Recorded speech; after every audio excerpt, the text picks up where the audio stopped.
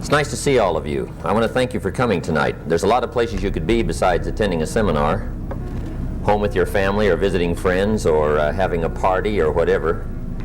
But you've chosen to be here tonight, and I appreciate that very much. I keenly feel two responsibilities, and I'm sure you can guess what those are.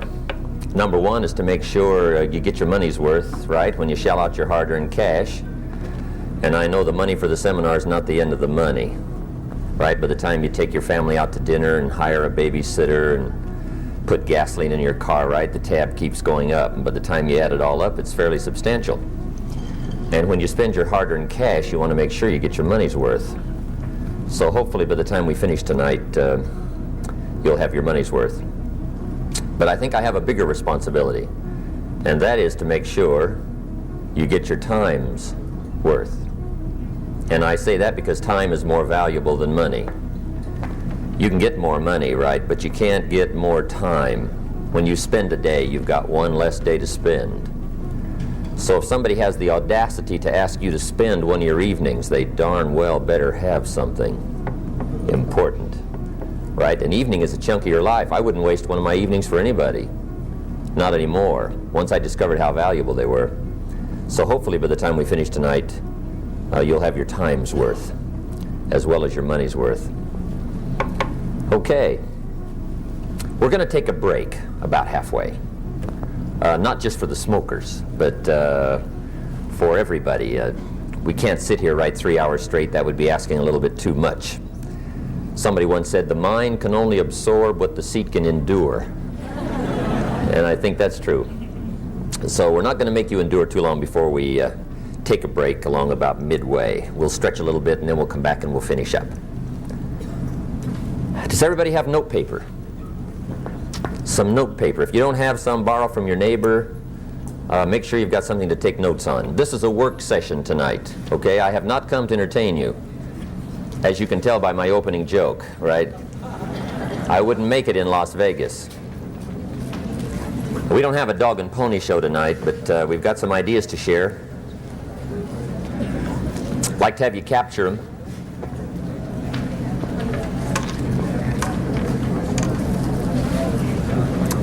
Also, if there's several members of one family, my suggestion is all of you take notes. One will capture what the other one might miss, and that way you'll come up with a more complete set. I think you'll be happier about that. Okay, hopefully everybody can find a seat tonight. It's kind of jammed in here. Do we have any teenagers? Teenagers, 19 years or younger, would you stand up? No cheating on this now. 19 years or younger, stand up wherever you are. All over the audience. Let's give them a hand. Hey, nice to see you. Thank you very much. I'm always flattered when the kids come. I've got a good story for you. Two little boys in school. One was very bright, the other one wasn't very bright. Teacher gave a test one day, 10 questions. And she's looking at the papers. To her surprise, the little boy who isn't very bright has answered 9 of the 10 questions. Perfect. And the teacher thought, well, that can't be right. He's not that smart. So she looked at the other paper. The little boy who was very bright, he had answered 9 of the 10 questions perfect. The teacher thought, well, something's wrong. And sure enough, the answers to the 10th question was the problem. The little boy who was very bright, when he got to the 10th question, he didn't know the answer, and he was running out of time, so he just wrote down, I don't know the answer to this one, turned his paper in. Teacher looked at the other paper, little boy who wasn't too bright, and he had answered the 10th question, I don't know either, and turned his in.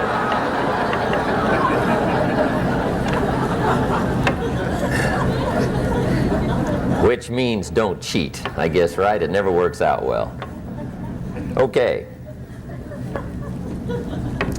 The ideas I want to share with you tonight, I started listening to at age 25, at a time in my life when I needed some additional ideas to help get my life straightened out and headed in a little better direction. I got off to a pretty good start up in Idaho farm country, where I was raised, southwestern corner of Idaho, little community of 4,000 or 5,000 people. In fact, my parents still live in the same little community where I was raised. I was just up to visit them last week. And they're doing extremely well. My father's 79, my mother's 73. And they're still very busy, very healthy, got all kinds of projects going. Unbelievable. Land development, they're making money. I can't believe them. They've been a great example for me. They bought some property not long ago, signed up for a 30-year loan. I got to be impressed. I was up to visit them last year. We had a big party one evening, lasted till about 2 o'clock in the morning, celebrating. And it was time to celebrate. My parents had bought gold at $125, and they were cashing in a big share of it at $680. And if you get to buy at $125, cash in at $680, you got to celebrate. So celebrate we did. But anyway, that's where I got started. I went to high school and graduated. I went to college for a year and a half, and I quit. Decided I was smart enough, and got me a job and went to work to see if I could make all of my ambitions come true. A couple of years later, I met a very beautiful young lady, and I put probably my finest sales presentation on her. I promised her wealth and fame and fortune and world travel and all those good things. I said it will probably be the finest decision of your life to marry me. And she bought that story, fortunately for me. And we got married, and I'm continuing to work hard to see if I can't make all these dreams and promises come true. Well, 2 or 3 years after I'd gotten married, it didn't look like my new bride had made such a wise decision.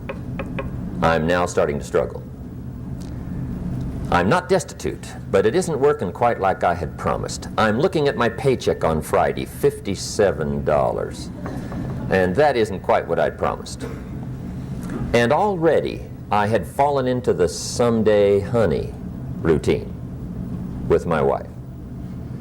Right? Someday, honey, you won't have to sit on this old furniture. Someday, honey, you'll have a car of your own. I had already someday honeyed myself into trouble. Well, now I'm wondering, what should I do? I'm struggling, I'm behind. Money's one of my problems. I got far too much month at the end of the money, if you've ever had that problem. I remember one time losing a $10 bill, and I was physically ill for 2 days. Over $10. And of course my friends tried to be cheerful, right? They said, look, maybe some poor person that needed it found it. But I'm willing to admit to you that that really didn't help. At age 25, benevolence had not yet seized me. You know, I'm the poor person that needs to find $10, not lose $10. But that's where I was. I thought, well, maybe I should go back to school. I've got 1 year of college, doesn't look that good on an application. But I'm 25, I'm married, now my family's starting. I'm already working. And going back to school seemed like kind of a tough decision. But that's where I was at that time in my life, wondering what I should do to really turn it around and make the promises all come true. Well, at age 25, good fortune came my way. And sometimes it's a little difficult to describe good fortune. Why do unique things happen to you when they do? I don't know. Part of that's a mystery to me. One of my friends says, well, things don't just happen. They happen just. Maybe that's it. I don't know. But my good fortune was, at age 25, I met a very remarkable man. He was a businessman. He was wealthy, apparently looked very happy, prosperous to me when I met him. And my good fortune was, a few months after I met this unique man, his name was Mr. Schoaf, Mr. Earl Schoaf. He hired me, gave me a job, and I went to work for him. And I spent the next 5 years working for him. And during that 5-year period, Mr. Schoaf shared with me his ideas that helped to change my life. Unfortunately, at the end of that 5 years, Mr. Schoaf died. But I did get to spend 5 years with this very remarkable man. And the best thing he gave me during that period of time was not a job. The best thing he gave me was the benefit of his philosophy. How to be wealthy, how to be happy. And his ideas worked for me. Then about 16, 17 years ago, I was living in Beverly Hills.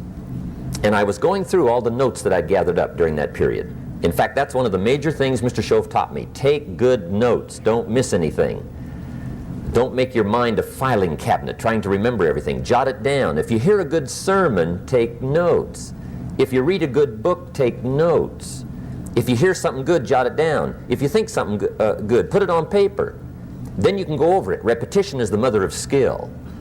And someday those ideas, if you repeat them often enough, they'll take root and start to grow.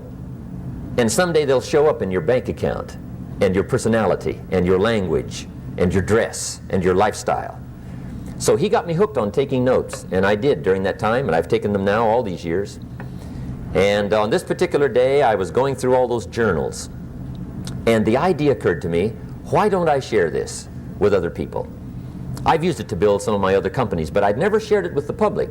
And I thought, well, that'd be an intriguing idea. See if I could put into words my feelings and my ideas that helped me to make major changes. So I thought, well, I might as well try it. So I put the material together that I thought was the most important, and 17 years ago, at the Beverly Hilton Hotel in Beverly Hills, a few blocks from where I lived, I gave my first seminar. And fortunately, tonight, you are not in on my first seminar. I struggled. It really wasn't quite that good.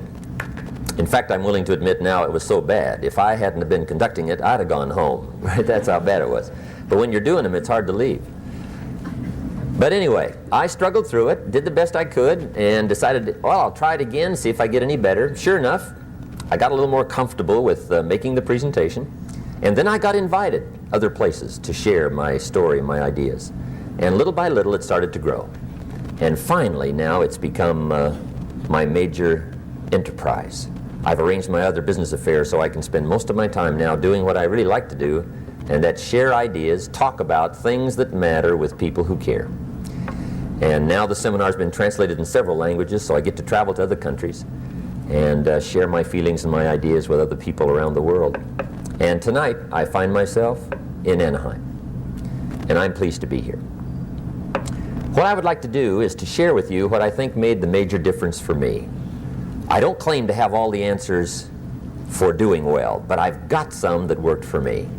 And what I would like to do is pass it along to you. That's the purpose of the seminar tonight, for you to pay your money and spend some of your time to be here, is to see what you think of my ideas. Just capture them, take them home, and edit them as much as you wish. Throw out what you don't like, try what you do like, and see what happens. But give me your attention for the next little while, and let's go through the ideas that I think the major things that help me to really make the changes in my life. Okay. Let me give you the table of contents first. I'm going to cover 5 subjects. Let me give you those 5, and then we'll come back and take them one at a time and we'll go through them. Okay, the first subject is personal development, which is the best place to start, right? If you don't start there, nothing much is going to happen. Here's the big challenge of life. You can have more than you've got because you can become more than you are. That's the challenge. And of course, the other side of the coin reads, unless you change how you are, you'll always have what you got.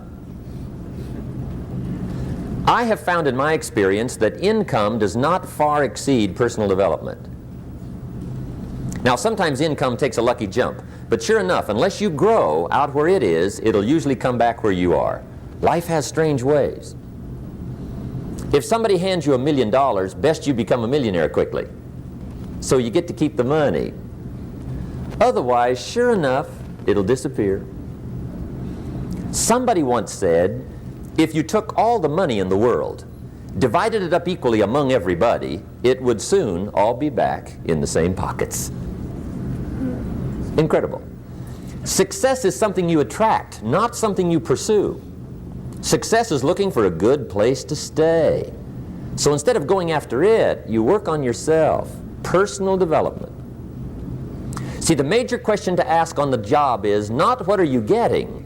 The major question to ask on the job is what are you becoming?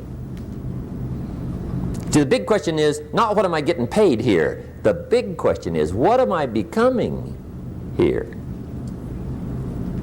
Because true happiness is not contained in what you get. Happiness is contained in what you become. So that's our major subject for tonight, personal development. Of all the assignments Mr. Schoaf gave me at age 25, this was probably the most difficult. In fact, I'm still working on this one. I think it's an unending challenge to see what you can become. The next subject is called Basic Laws. And it's good to study the basics. And I call these basics primarily because they come from the Bible. Now, I'm not a theologian or a minister, and that'll be apparent. But Mr. Schoaf taught me that the Bible was a good textbook for ideas and stories and success equations, how to live the better life. I found out that was true. He also taught me that the Bible is as practical as it is spiritual, and I found out that's true. If you look at your bank account and your income and you're not happy, there's several places in the Bible to check to see what the heck's wrong so you can make the changes. And we're going to cover some of those tonight, called basics. Okay. The next subject is my favorite, setting goals. Mr. Schoaf taught me how to set goals. What a favor that was.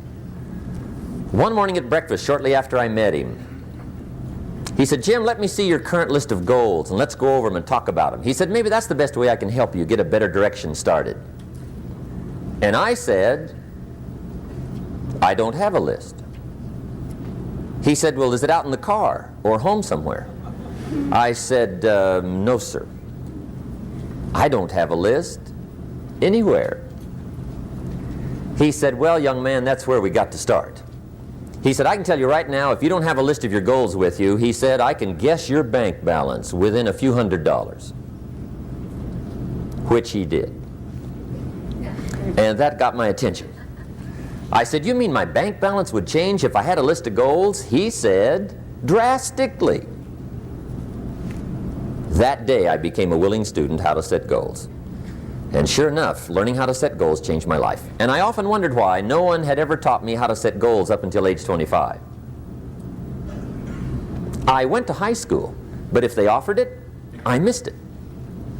I went to college for a year, never heard it.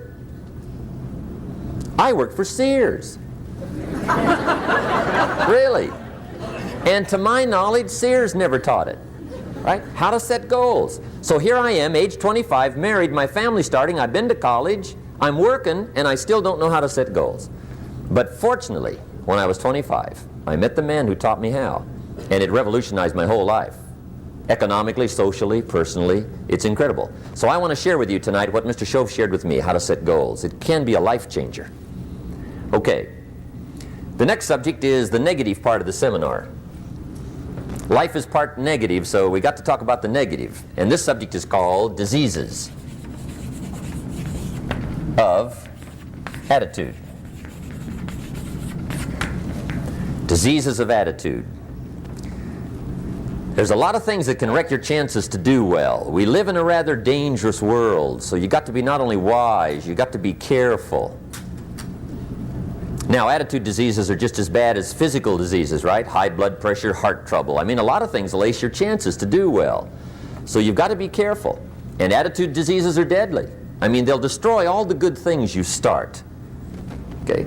So we'll go through those attitude diseases, how to spot them, how to look for them, what they are, and the cure.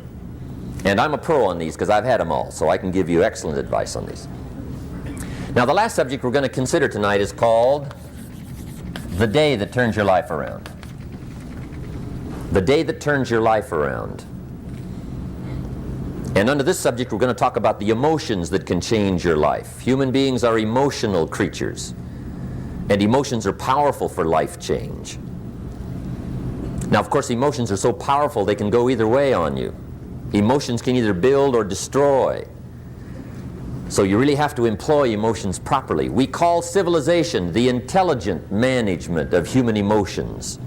If you can intelligently apply your emotions in the right direction, no telling what can happen. Could turn your life around one day would be sufficient. So we'll talk about those. Okay. Now that's a lot to cover in one evening, but we'll keep at it here and see if we can't get it all done. I'd like to have you now jot down the theme of the seminar. Every seminar should have a theme, I guess. We've got one. It's on some of our literature if you happen to notice it, but if you didn't, for your notes, here it is. The theme of the seminar goes like this. The major key to your better future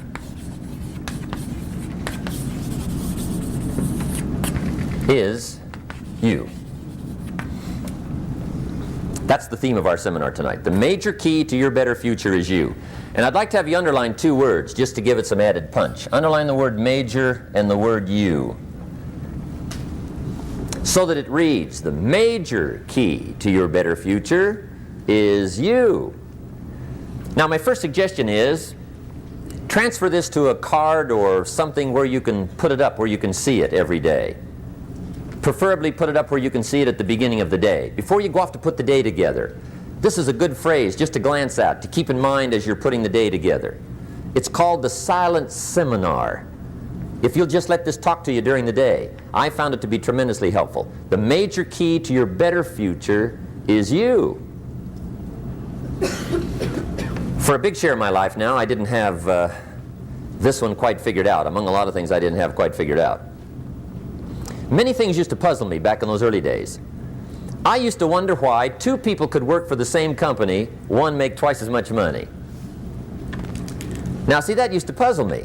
And maybe they were the same age, graduated from the same school, live in the same community, work for the same company, with the same products and the same services. They've got the same traffic, the same problems, and one makes $1,000 a month, the other one makes $2,000 a month. Now that was my puzzling question. Why would this long list be the same and the money twice as much? I asked, what's the difference between $1,000 a month and $2,000 a month? And I don't mean $1,000 a month, right? I could figure that out. But what makes the difference? Why would one person do twice as well, 3 times as well? Speaking economically. Now I know there's more than one way to do well. I understand that. But in this little narrow area called compensation, what's the difference? Well, back then, with my faulty thinking, I'm trying to reason it out. I thought, well, maybe time makes some of the difference, right? Some people do better because they have more time. I used to say, Harold ought to be able to do well. He's got a lot of time. If I had all of Harold's time, I could do well. Now that's got to be dumb, right? Number one, you can't get somebody else's time. A guy says to me one time, he says, you know, if I had some extra time, I could make some extra money. I said, then forget it. There isn't any extra time. Hey, when the clock strikes 12 midnight, that about wraps it up, right? I mean, you can look around the gongs there for a little more, but it's over. You say to the guy, what are you doing? He says, I'm looking for extra time. See, they'll come and take you away, right? There isn't any more time. Now, if you can't get more time, which you can't, what could you get more of that would make a difference in economic results? And here's the key word. Make it a part of your notes. We're going to consider it tonight. The word is value. And I have a little phrase for your notes. Value makes the difference in results. Value makes the difference. You can't get more time, but you can create more value. Now here's the first lesson of economics. Everybody should learn it from the time they're old enough to understand what a dollar means, how to earn one, how to get one, how to keep one, what to do with it. First lesson of economics. We primarily get paid for value. That's lesson 1. Bringing value to the marketplace, that's how you get paid. You don't get paid for the time. I know it takes time to bring value to the marketplace, but you get paid for the value, not the time. Now, since that's true, here's one of the key questions of the evening. Is it possible to become twice as valuable at the marketplace and make twice as much money in the same time?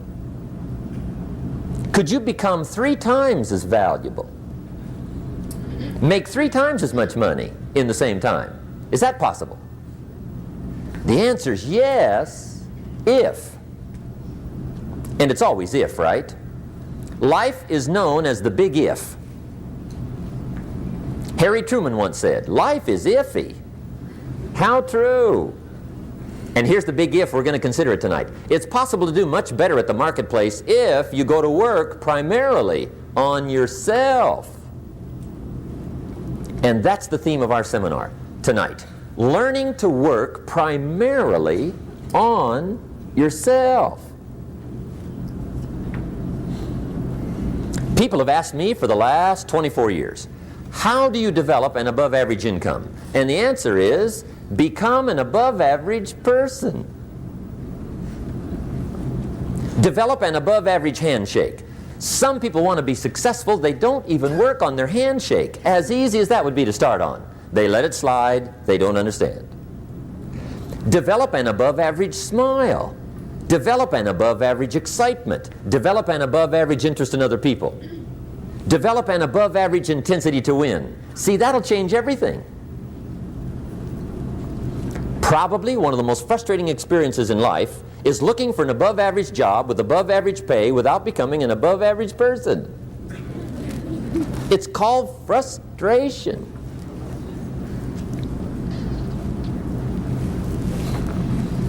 And Mr. Schoaf gave me probably the greatest clue he gave me when I first met him.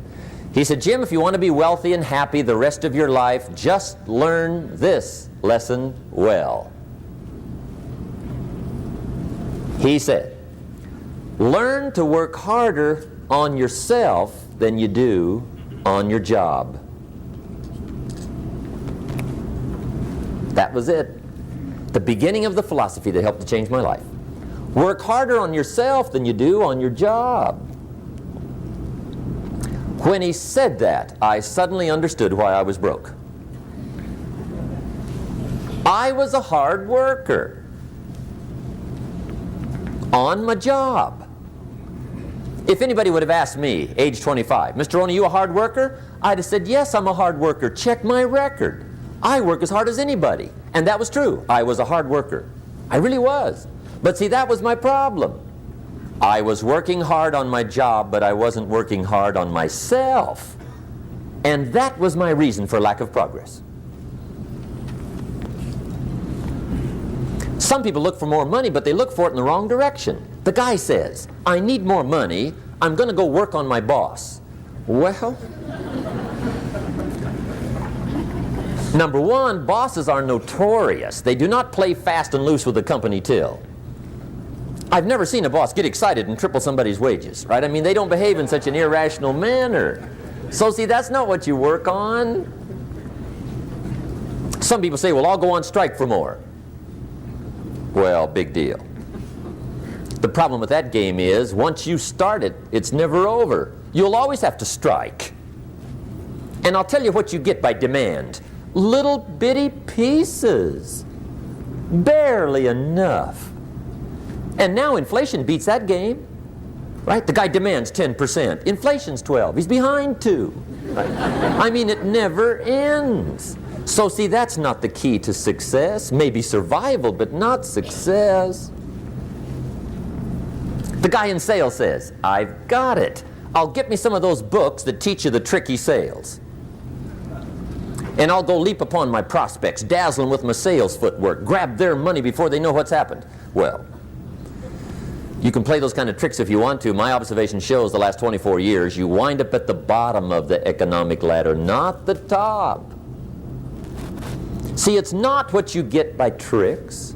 It's not what you get by demand. It's what you get by performance that counts. So that's one of the key phrases of the evening.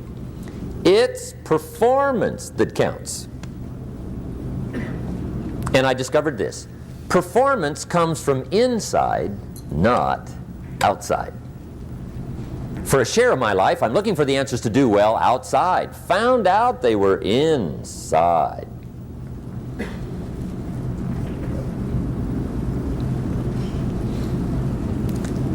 Then Mr. Schoaf gave me probably one of the most important clues among so many things he taught me. But this was in those early days. Mr. Schoaf was very kind, but he was also very abrupt. And he had these interesting questions to ask.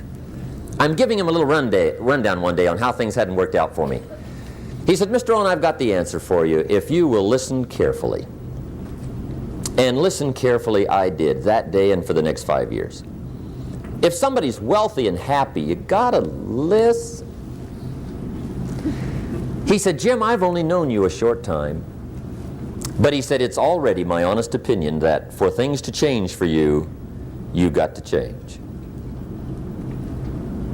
That wasn't quite the answer I was looking for. But that's the answer he gave me, and I pass it along to you on this warm summer evening in Anaheim, California, 1981. For things to change for you, you've got to change. Otherwise, it isn't going to change. Before I met Mr. Shove, I used to say, I sure hope things will change. Right? That seemed to be my only hope. If it isn't going to change, I'm in serious trouble. And then I discovered it isn't going to change, so I'm in serious trouble.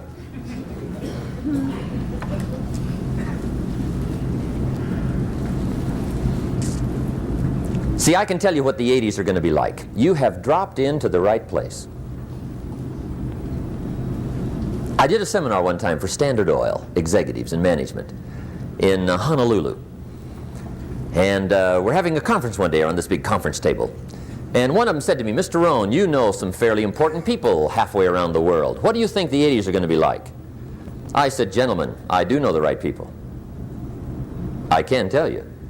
So they all listened very carefully. And I said, gentlemen, based on my wide experience, I can really honestly say to you, in my opinion, in the 80s, it's going to be about like it's always been. Aren't you glad you came? That's inside. I don't pass that around just everywhere. Now, of course, I said that to make a point, but I also said it because it's accurate. It's going to be about like it's always been. It isn't going to change. The tide comes in and then what? It goes out.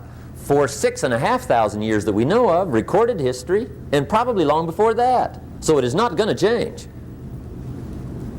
It gets light and then what? It turns dark. 6,500 years. See, it's not likely to change. And we're not to be startled by that. And if the sun goes down, the guy says, what's happened, what's happened? It means he hasn't been here long, I guess, right? It always goes down about this time. The guy says, well, I don't like that arrangement. Well, you got to talk to somebody besides me, right? It gets light, then it turns dark. In rotation, the next season after fall is what? Winter. Pray tell, how often does winter follow fall? Every year regularly for the last 6,500 that we know of. See, it is not going to change. Now, some winters are long, and some are short, and some are hard, and some are easy, but they always come right after falls. It isn't going to change. Sometimes you can figure it out, sometimes there's no way to figure it out. Sometimes it goes well, sometimes it gets in a knot. Sometimes it sails along, sometimes it gets in reverse. See, that's not going to change. The last 6,000 years reads like this: opportunity mixed with difficulty. That's how it reads. It isn't going to change. The man says, well, if it isn't going to change, how will my life ever change? Answer, when you change. And whether I'm talking to high school kids or business executives, my message is always the same. And it goes like this: the only way it gets better for you is when you get better.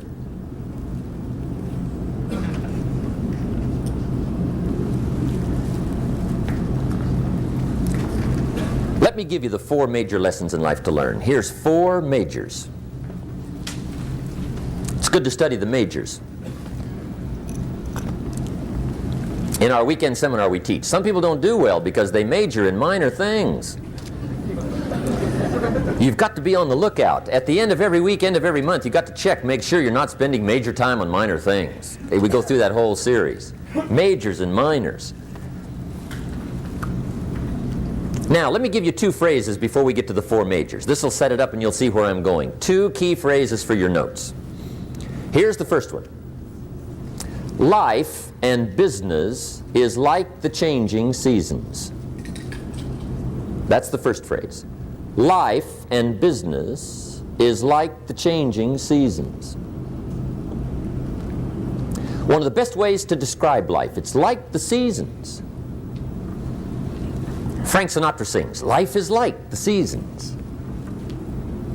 Now here's the second phrase. Very important. You cannot change the seasons, but you can change yourself. You can't change the seasons, but you can change yourself. And see, that's how life gets better for you, not by chance, but by change. Now, here's the 4 major lessons in life to learn.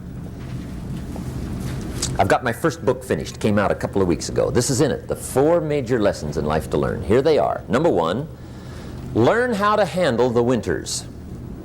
That's lesson 1. They come right after falls with regularity. Some are long and some are short and some are hard and some are easy, but they keep coming. You must learn to handle the nights. They come right after days. You must learn to handle difficulty. It comes right after opportunity. You must learn to handle recessions. They always follow progressions for the last 6,000. See, it isn't going to change. The lesson you must learn is how to handle it. And there's all kinds of winters, right? The winter when you can't figure it out. The winter when it all goes smash. The winter when it turns belly up. The winter when it won't work, when you've run out of money and you've got a broken heart. See, those are winter times. There's all kinds. Economic winters, social winters, personal winters. When your heart is smashed in 1,000 pieces and the nights are unusually long, your prayers seem to go no higher than your head. It's wintertime. Barbra Streisand sings, "It used to be so natural to talk about forever, but used to be's don't count anymore. They just lay on the floor till we sweep them away. You don't sing me love songs, and you don't say you need me, and you don't bring me flowers anymore." A song of winter. But see, the disappointments come. Those are normal. That's part of life. But the question is, how do you handle it? How do you handle the coming winters and the disappointments and the downtimes? Well, you can't get rid of January by tearing it off the calendar. But here's what you can do. You can get stronger, you can get wiser, and you can get better. The winters won't change, but you can. And that's how life changes for you. See, before I understood, when it was winter, I used to wish it was summer. I didn't understand. When it was hard, I used to wish it was easy. I didn't know. And then Mr. Schoaf gave me a part of his very unique philosophy when he said, "Don't wish it was easier, wish you were better." See, that triggered my whole life change. Don't wish for less problems, wish for more skills. Don't wish for less challenge, wish for more wisdom. That's the key. So that's lesson 1, learn how to handle the winters. Here's lesson 2, learn how to take advantage of the spring. That's the second one. Spring is called opportunity. And spring follows winter. What a great place for it. If you were going to put it somewhere, that'd be the place to put it, right after winter. And pray tell, how often does spring follow winter? Every year with regularity, 6,000. You can almost count on it. See, opportunity always comes. Days follow nights. Isn't that terrific? Opportunity follows difficulty. But here's what you must learn to do. Underline these 2 words in that key phrase. Take advantage. Underline those 2. You must learn to take advantage of the spring. See, just because spring rolls around is no sign you're going to look good come fall. You got to do something with it. In fact, you have to get good at one of 2 things in life. Planting in the spring or begging in the fall. Or get somebody to do it for you. See, those are about the only alternatives. Now here's what else you must do. Take advantage of the springs quickly, because there's only a few. Just a handful of springs have been handed to each of us. They don't come forever. Life is fairly brief. So you got to read every book you can get your hands on what to do with your springs while they're here. And take advantage, they soon run out. The Beatles wrote, "Life is so short." And for John Lennon, it was extra short. But life is brief. Elton John sings, "She lived her life like a candle in the wind." It's brief. So whatever you're going to do with your life, you got to get at it. Don't just let the springs pass. Here's the third major lesson in life to learn.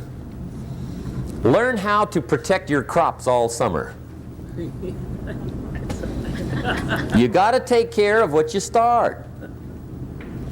Sure enough, as soon as you've planted your garden in the spring, the busy bugs and the noxious weeds are out to take it. And here's the next bit of truth. They will take it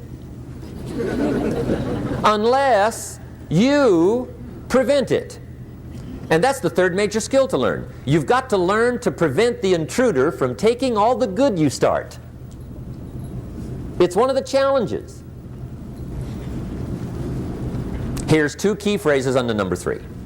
First one, all good will be attacked. On this planet. Maybe not the next one we get to, but on this one, all good will be attacked.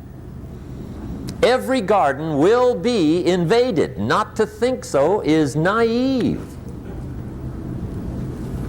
And here's the second phrase. All values must be defended. Political values, social values, community values, family values, marriage values, friendship values, business values. Every garden must be tended all summer. Third major lesson. Now here's number 4. Fourth major lesson in life to learn. Learn how to reap in the fall without complaint. Learn to reap come harvest time without complaint. Take full responsibility for what happens to you. It's one of the highest forms of human maturity, accepting full responsibility. It's the day you know you've passed from childhood to adulthood, the day you accept full responsibility. And another note, learn to reap in the fall without apology. Without apology if you do well, and without complaint if you don't. That's maturity. I used to have that long list of reasons why I wasn't doing well. To explain. You got to explain, right? Otherwise you're going to look bad. I used to have this funny list called Reasons for Not Looking Good.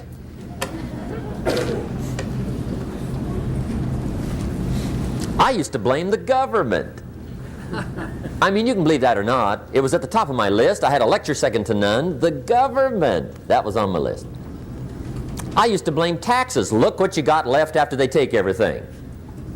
And they expect you to do well. That was on my list there. Prices, that one's easy, right? You walk into the supermarket with $20, come out with a little half bag. So I had that on my list.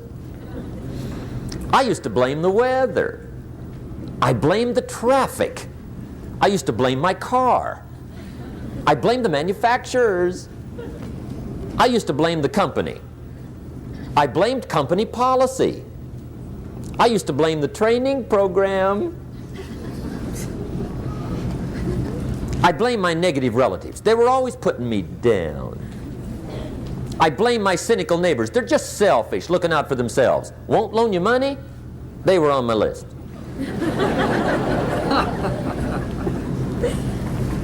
I used to blame the economy. I blamed the community. That's a pretty good list for not doing well, isn't it?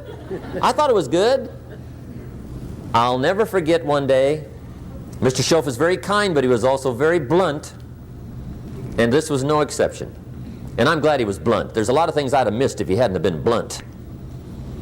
One day, with sort of a curious look on his face, he said, "Jim, just out of curiosity, tell me, how come you haven't done well up until now?" Excellent question. I thought, well, so I won't look too bad, I'll go through my list. And this list I just gave you, I put that on him. And he was very patient. He let me go through the whole thing, the government, the weather. I went through this whole thing. When I finished, he looked my list over very carefully. He said, Mr. Rohn, big problem with your list. You ain't on it. How brilliant.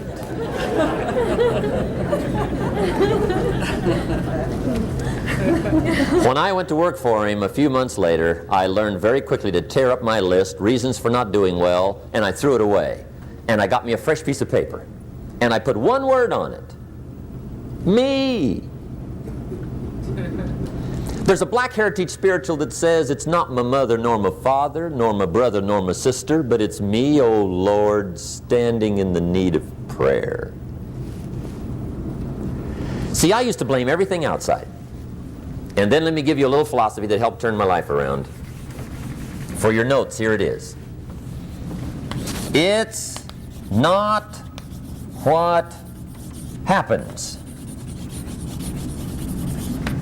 that determines the quality or the quantity of your life. It's not what happens. And the reason is because what happens happens to about everybody. No different. The sun went down on all of us last night. A common event, a happening. And I found out that the same things can happen to two different people. One gets rich and one stays poor. Why is that? It's because it's not what happens, but rather it's what you do that changes everything. So that's a key phrase. It's not what happens, it's what you do.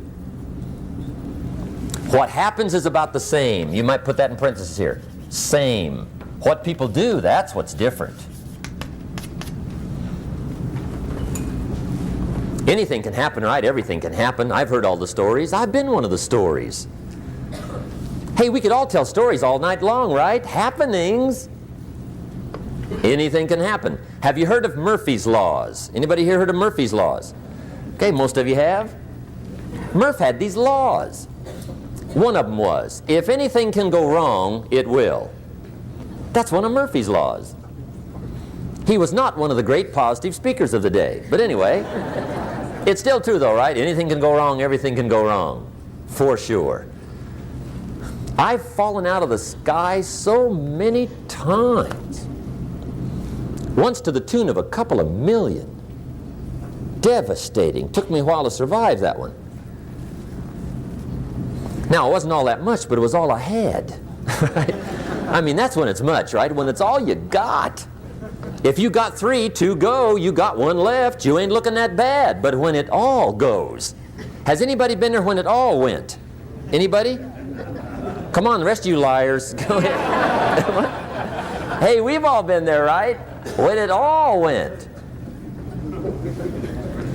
Of course, it used to be a long time ago, right? When you ran out of money, got to 0, you were all through. Heck, now you can whistle right on by 0, right? I mean, they will bury you. That's what they will do.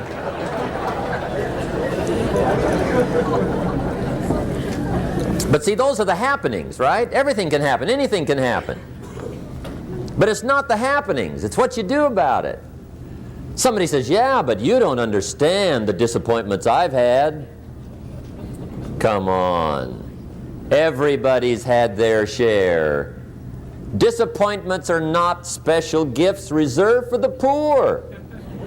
Everybody has them. The difference is what you do about them.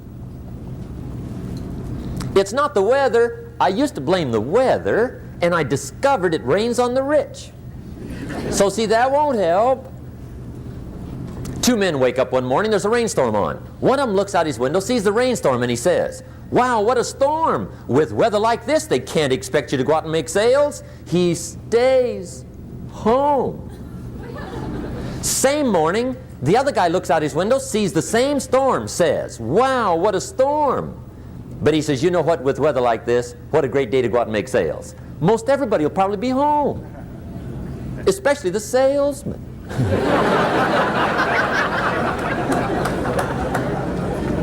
See, that's the difference in how your life works out. It's not what happens, it's what you do. So here's one of the key questions of the evening. Starting tomorrow, what are you going to do that'll make a change in your life's direction? Good question. What are you going to do starting tomorrow that'll make a difference? Now see, if you don't do something starting tomorrow that'll make a difference, guess what? It's gonna be the same. And see, that way you can guess what the next 5 years are going to be like. Look at the last 5. Because the next 5 are going to be like the last 5 unless you, major key, tomorrow, change it all. Or change a little, or change something, or don't change. It's choice time. You can do whatever you want. But it's nice to know any day you wish you can change your whole life.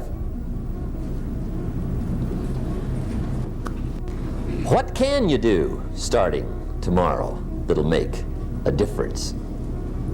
Good question. What can you do with economic chaos, massive disappointment? What can you do with a broken heart? What can you do when it won't work? Good question. 2 things will change your life, how-tos and why-tos, and we're going to cover both of those.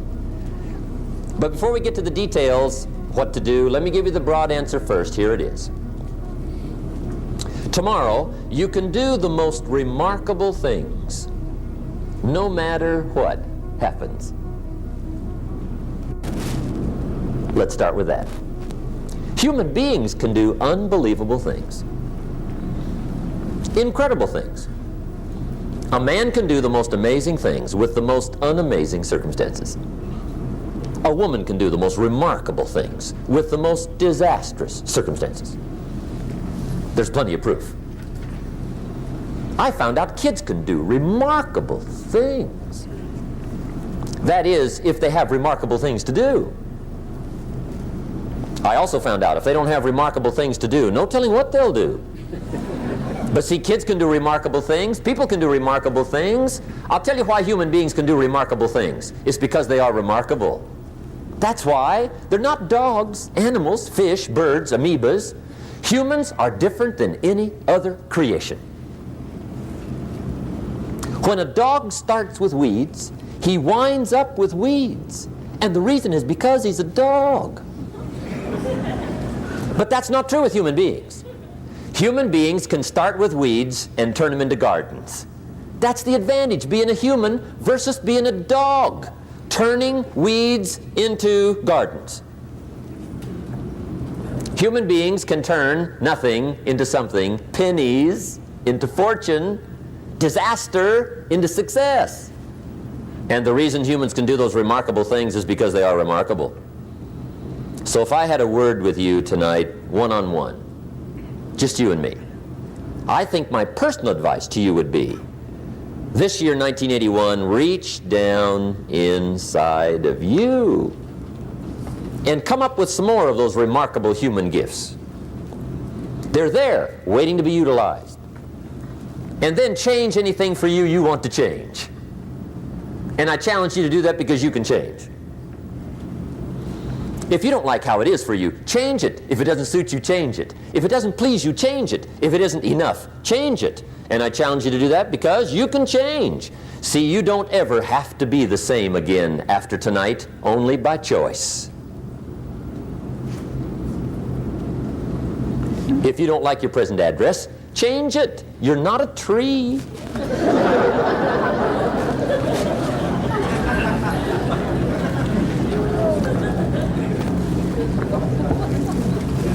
Now, let me give you 3 steps to personal development. Let's get down to the nitty-gritty. What does it take to really make the changes starting tomorrow? It takes more than philosophical pronouncement. I know that. It also takes more than enthusiasm. I know we're hearing a lot about enthusiasm these days, but see, that just won't do the job. We're still hearing the old cliches of the 30s, right? To be enthusiastic, you must act enthusiastic. But see, that's not going to help.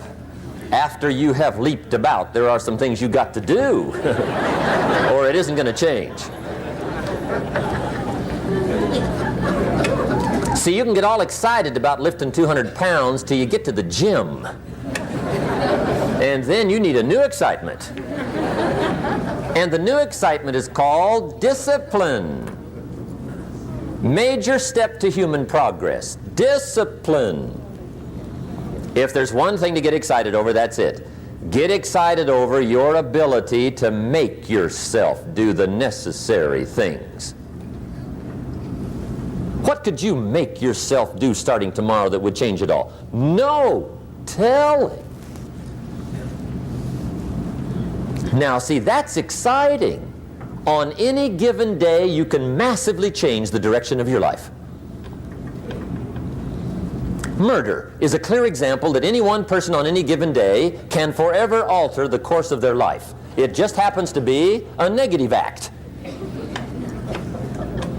But just as sure as you can commit a negative act, you can also commit a positive act and forever alter your life whenever you wish. Now that's exciting. And whatever that act might be that changes your life. The guy finally takes a shotgun to his car and blows out every window, destroys every tire, puts 100 rounds in this shabby old thing. And he says, I have driven this embarrassing thing for the last time. And not only will I never drive it again, nobody else will ever drive it again. And he lets that shuddering thing stand there for a while as a monument to the day he said, today my life changes. Now who can do that? Anybody. When can you do it? Whatever day you pick.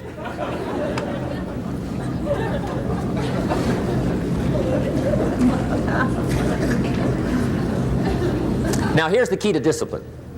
Start with the little disciplines, get excited over the little disciplines, and get right on those, because those will lead to the big ones. You can't handle the big challenges in life unless you take on the little ones.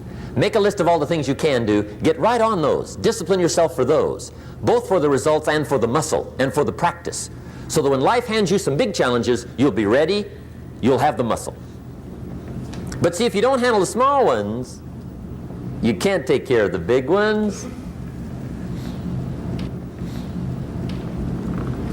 Okay, here's what else it takes for life change. Self-motivation. Key phrase, self-motivation. I don't know why we call it self-motivation. It's really the only kind there is. You got to motivate yourself.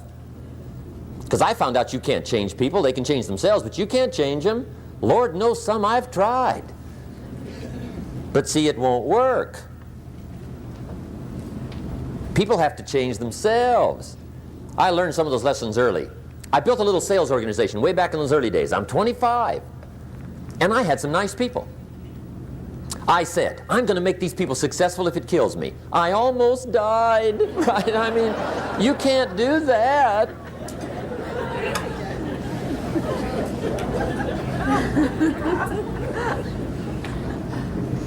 See, I've discovered this. Good people are not trained, they're found. You find good people. You don't make them good, you find them good. Training really is for the purpose of finding good people. You don't need much instruction for a good person. Too much training probably means you got the wrong people.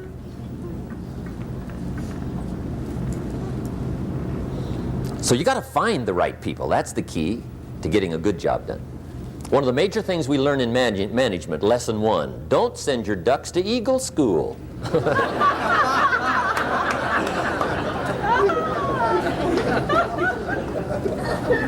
Because it won't help. I mean, I'm telling you, it won't help, no matter how good your school is. And the little eagle badge and little eagle hat, I'm telling you, it won't help. It won't help. You can tell whether your school's done any good, right, is when it's over, right? The duck goes for his first rabbit and makes him a friend. You say, no, no, no. Anyway, so it takes self-motivation to really alter your life. And you don't want to give self-motivation away to somebody else and make it somebody else motivating you. The guy says, boy, if somebody just come by and turn me on. What if they don't show up? Right? See, you got to have a better plan for your life. Okay. Now, if you're excited and you're ready to change, let me give you 3 steps to start life change that can change your life, your personality, your lifestyle, everything can change. Here's the steps. Number 1, find out how things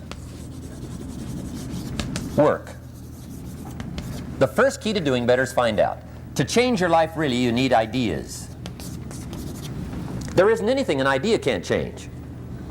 And Schoaf taught me the major problem is lack of an idea, not a problem.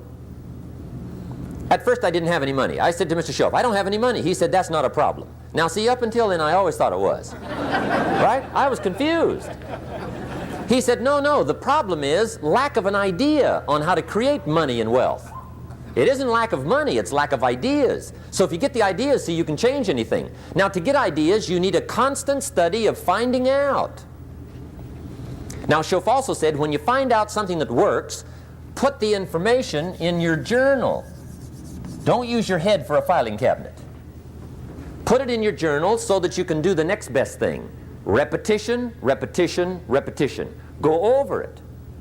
And if you repeat it, go over it, sure enough, someday, some mysterious day, the idea takes root, starts to grow, and shows up in your bank account, and your dress, and your personality, and your lifestyle.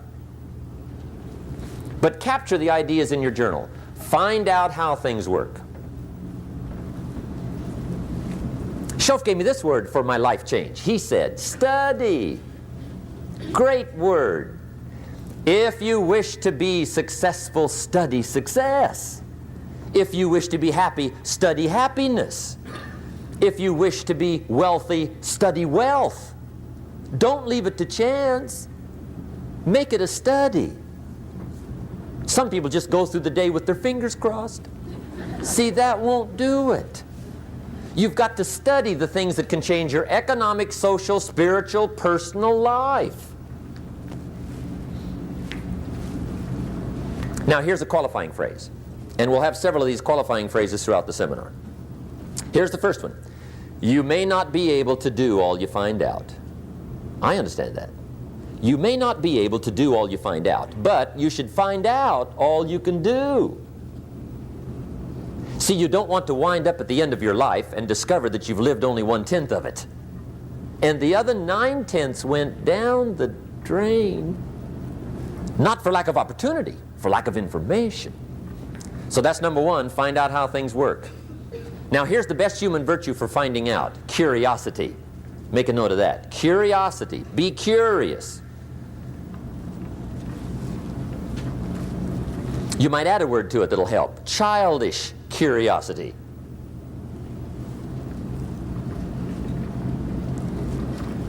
What will kids do if they want to know something bad enough? Bug you, that's the phrase. They can ask 1,000 questions. You think they're through? They got another 1,000. They'll drive you to the brink. It's a virtue. When you gotta know, be like a child. In fact, Jesus, the master teacher, said, unless you can become like little children, you might as well forget it. You don't have a prayer. Excellent advice. You gotta be like children. 4 ways, in my opinion, to be like a child. Number 1 is curiosity. Number 2 is excitement. Get excited like a child over your ability to make yourself do anything for change. 3rd is faith. Have faith like a child. Adults are too skeptical. And 4th is trust.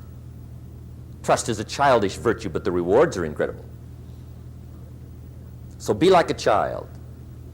Now, if you're curious, let me give you 3 ways to find out how to change anything.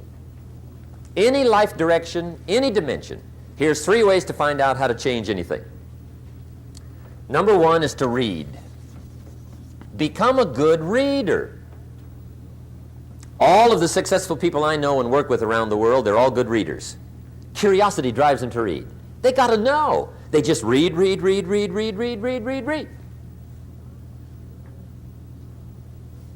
Become a good reader. Now that's my opinion. Listen to the other lecturers and listen to me and make up your own mind. Don't be a follower, be a student. Okay? I say, really, for life change, you got to read. One way to learn is from your own experiences, but another way to learn is from other people's experiences. See, one book might save you 5 years if you read it. Did you know there's books on how to be stronger, more decisive, Be a speaker. Be a leader. Have a better effect on other people. Develop your personality. Did you know there's books on that? And people don't read them? How would you explain that? And they can read. Did you know that hundreds of successful people have written their stories in books and they wrote down how they did it and people don't read it? How would you explain that? The guy's busy, I guess. You know, you get tied up. The guy says, well, yeah, you work where I work, but the time you struggle home, it's late. You got to eat a bite of supper, watch a little TV, get to bed. You can't sit up half the night reading. And the guy's behind on his car payment. Good worker, hard worker, sincere. But you got to be better than sincere and work hard. Otherwise, at the end of your life, you'll wind up cold, stony broke. You got to be better than a good worker. You got to be a good reader. My opinion. Now, you don't have to read half the night. Okay? Although if you're broke, that's not a bad place to start, right? Get on with the cure. But put this in your notes, 30 minutes a day. Just devote 30 minutes a day to reading. Stretch it to an hour if you can. But at least 30 minutes. Half rich isn't bad.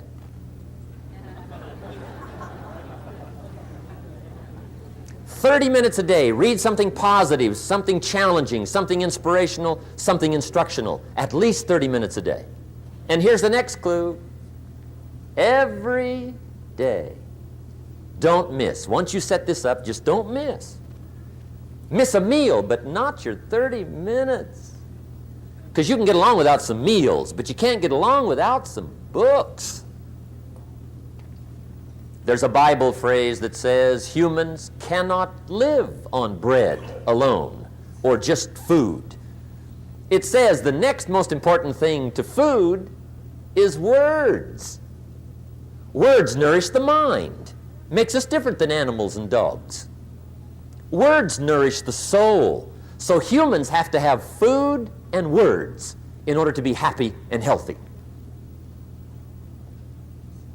I told my staff the other day, some people read so little, they've got rickets of the mind. They're undernourished mentally. So to get a good diet of words, I suggest good reading habits, 30 minutes a day. Now, some people don't read because they don't read well. I understand that. And the national average is fairly poor. People have fairly poor reading skills. They're still trying to operate on awkward old skills of the past, right? Reading one word at a time. And with such poor skills, when you read, the mind usually wanders. Because you can think about a lot of things. The mind is an incredible mechanism. And if you read poorly, the mind wanders around thinking of other things while you're trying to read. Did you ever read a page and wonder what it said? Right? Say, I got to read that again. Right? That's because the mind is just doing this job, right? Just wandering around. Did you ever read yourself to sleep? See, that's another problem. The mind says, who needs this? Just shuts off, right? Untaxed, right? Poor skills. Or a guy looks at a book, 500 pages, and says, no use starting, right? I mean, I'd never get through this one. Anyway, in our weekend seminar, we take a whole section, about 2-3 hours, and we go through reading skills. How to read a book a day is the title of that subject. And I'll tell you what, if you can read a book a day, it'll change your whole life. I mean, a book a day will change your whole life. Expose yourself to a whole variety of things, spiritual, moral, personal, economic, history, geography, everything. I mean, you can really change if you read a book a day. So you might want to attend the weekend, get in on those reading class skills. It's incredible. A book a day will change your life. But hey, whether you read slow or fast, or whether you read awkwardly or whether you read well, here's the key. Read. Don't miss. Here's what reading is. Reading is tapping the treasure of ideas. That's what reading is. Tapping the treasure of ideas. And ideas can change any part of your life. And if you've got a good excuse not to tap the treasure of ideas at least 30 minutes a day, or spend the money and get the books, I'd love to hear it. Some people have excuses you wouldn't believe. I say, John, look, I got this gold mine. I got so much gold, I don't know what to do with it all. Come on over and dig. John says, I ain't got a shovel. I say, well, John, get you one. He says, you know what they want for shovels?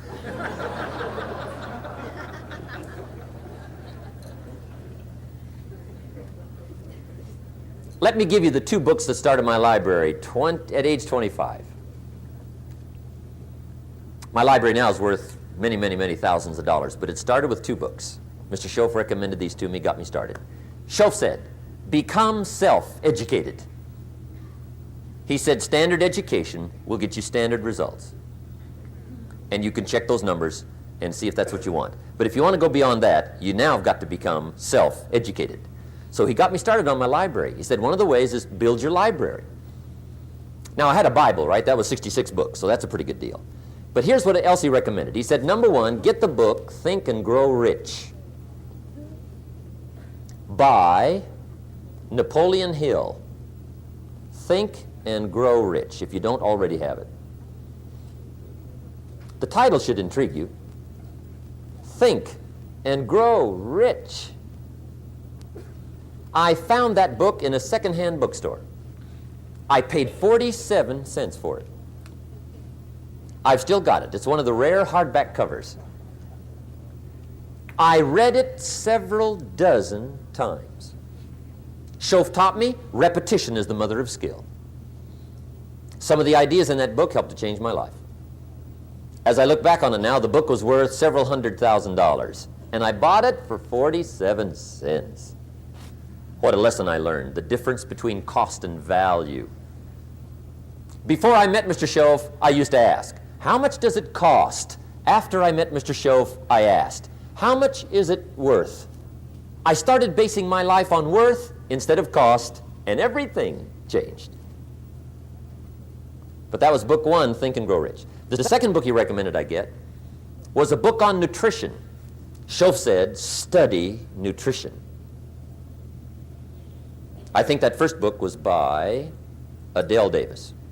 Eat Right to Keep Fit, I think. I've got lots of them now, but I think that was the first one. Schoaf said study nutrition, and there's all kinds of books on nutrition. Just read them all. Some are a little weird, but read them all. Right? If you're weird, do the weird stuff. I mean, whatever. But read them, then make up your own mind. Remember, don't read and become a follower. Read and become a student. Make up your mind, find a plan that works good for you, but get the books on nutrition. Here's what Mr. Schoaf said to me. Vitality plays an important part in doing well. Vitality. He said some people don't do well because they don't feel well. It's not that they're not intelligent. It's that they're ill. They don't have the zing and the fire and the vitality to do well. So he put it right on me about studying nutrition. He said, Jim, you wouldn't believe it. He said, I got this friend of mine raises racehorses. The guy's got 9 books on how to feed horses. He does not have a book on how to feed himself. He said, my friend studies horse nutrition.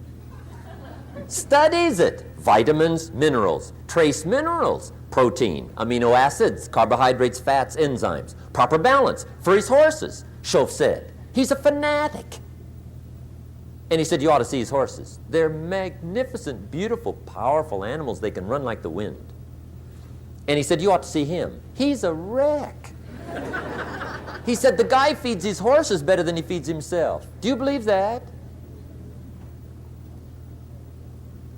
In my later studies, I discovered some people feed their dogs better than they feed their kids, if you can believe that. Anyway, I didn't mean to give you a health lecture here tonight, okay? But hey, take care of yourself. Work on that part because it's one of the answers to doing well. There's even a Bible phrase that says, many times the spirit is willing, but the body's weak. Now see you're in trouble.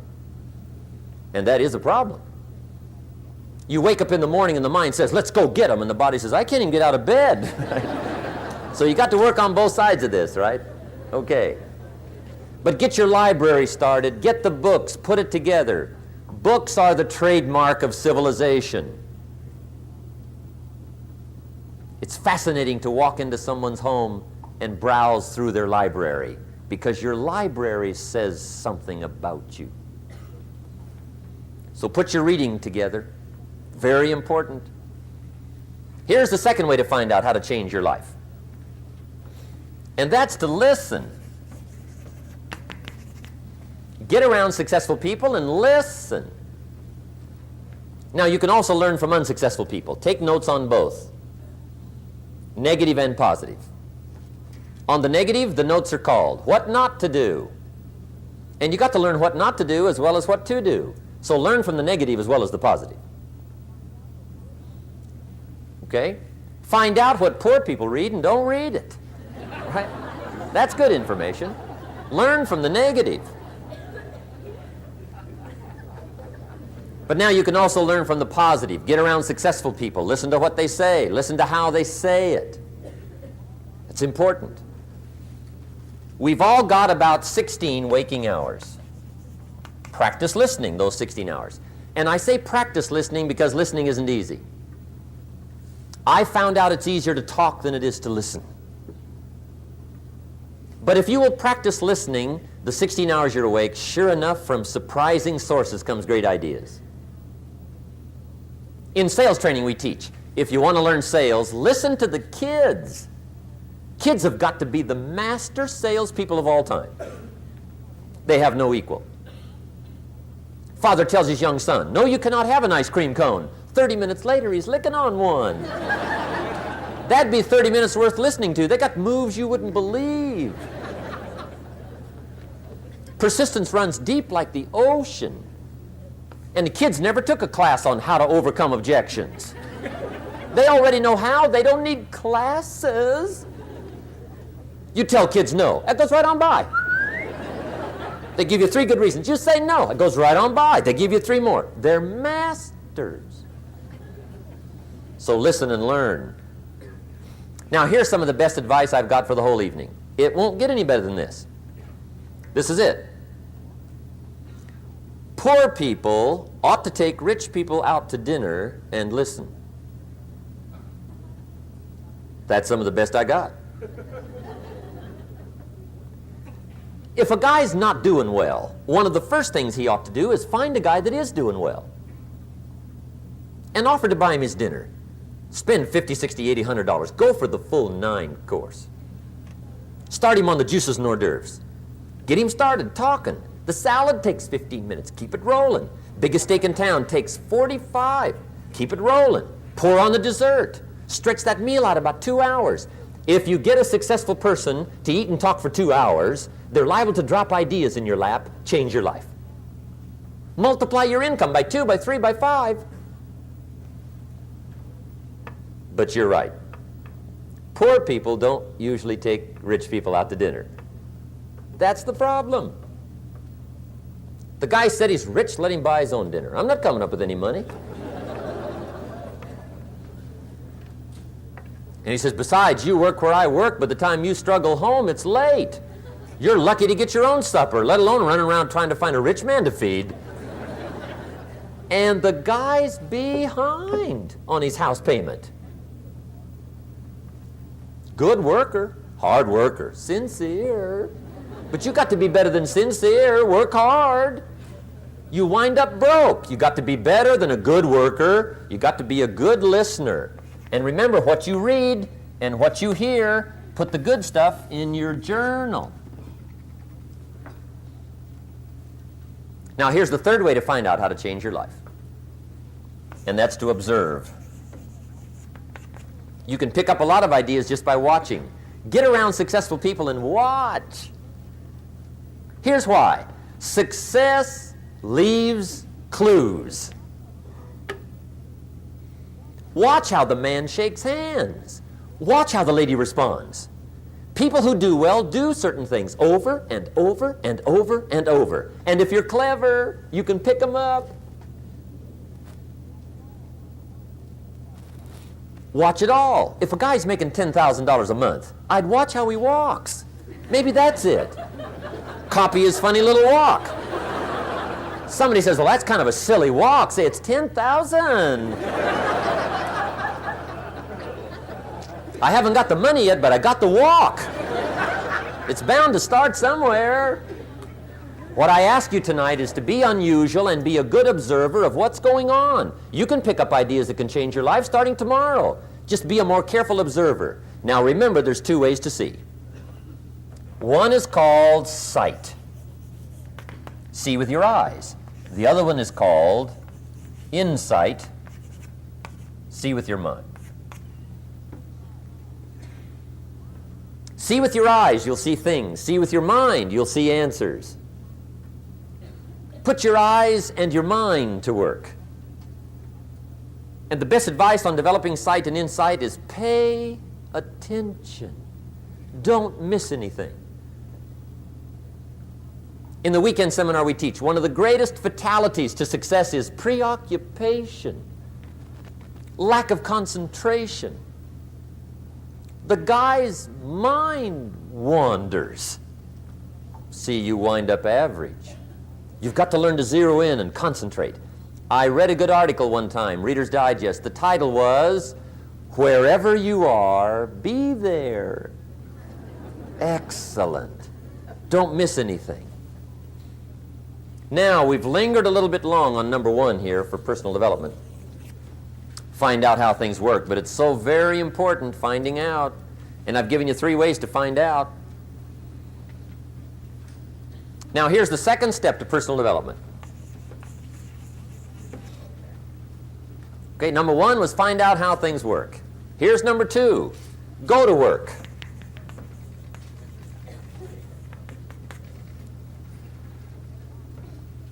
You must now take action on what you found out.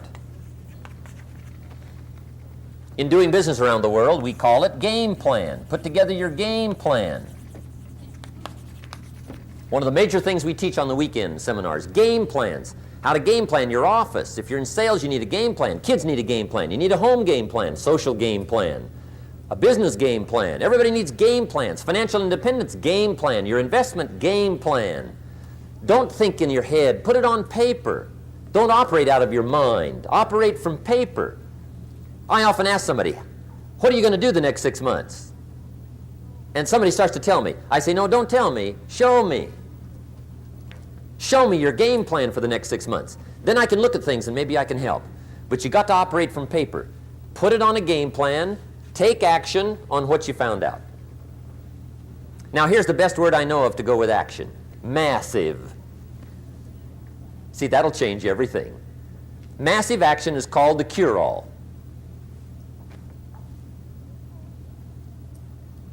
If you're going to make calls, make a few thousand. If you're going to make contacts, make a few thousand. If you're going to knock on doors, knock on a few thousand. See, that'll change everything. Here's the language of the poor. I'll try it a time or two and see what happens. It's the way poor people talk. The guy says, well, I'll give it 30 days. 30 days. You could guess his bank balance. You've got to have a better game plan. So here's one of the major things to do starting tomorrow. Take a look at your game plan. If it isn't loaded with massive action, change it tomorrow. Action. The formula really works like this. Pick up a good idea, take heavy action. Pick up a couple of good ideas, take heavy action. That's the formula for success. Heavy action.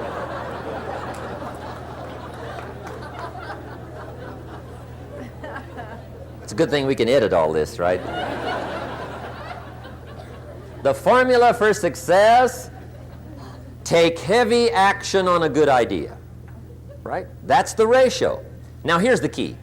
Don't wait till you've learned 2,000 or 3,000 things, because that way you'll use up all the time. And you could wind up smart and broke. And hey, it's okay to be dumb and broke. But if a guy's smart and broke, that's pitiful. Don't let your learning lead to knowledge. You'll become a fool. Let your learning lead to action. You can become wealthy. And there's many kinds of wealth, I understand that, not just money. Money's one of the least of all values. I know some people with a lot of money that are very poor. Evita sings, "As for fortune and as for fame, they are illusions. They're not the solutions they promised to be." So there's all kinds of wealth, but to get a big share coming your way, you've got to have a heavy action game plan. Now here's the third step to personal development, and we'll wrap up personal development. Step number 3, it's just a little caution, and all through life we need little cautions. This one simply says, don't try to beat the system.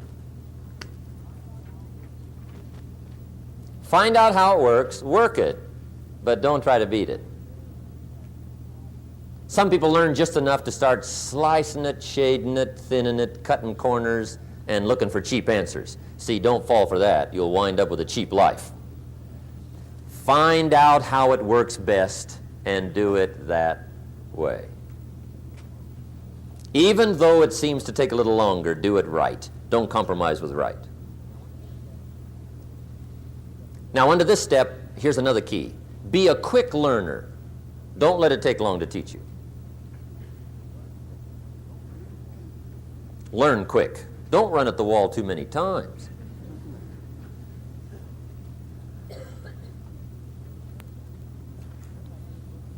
Learn quicker. One guy said he broke his nose 7 times in the same place. Somebody says, looks like you'd stay out of that place. Learn quicker. Now the third point here is don't be stubborn. See, some people won't change even when a better way comes. They say, well, I've been doing it this way 30 years. Hey, be ready for change. If it's a better way, go for it.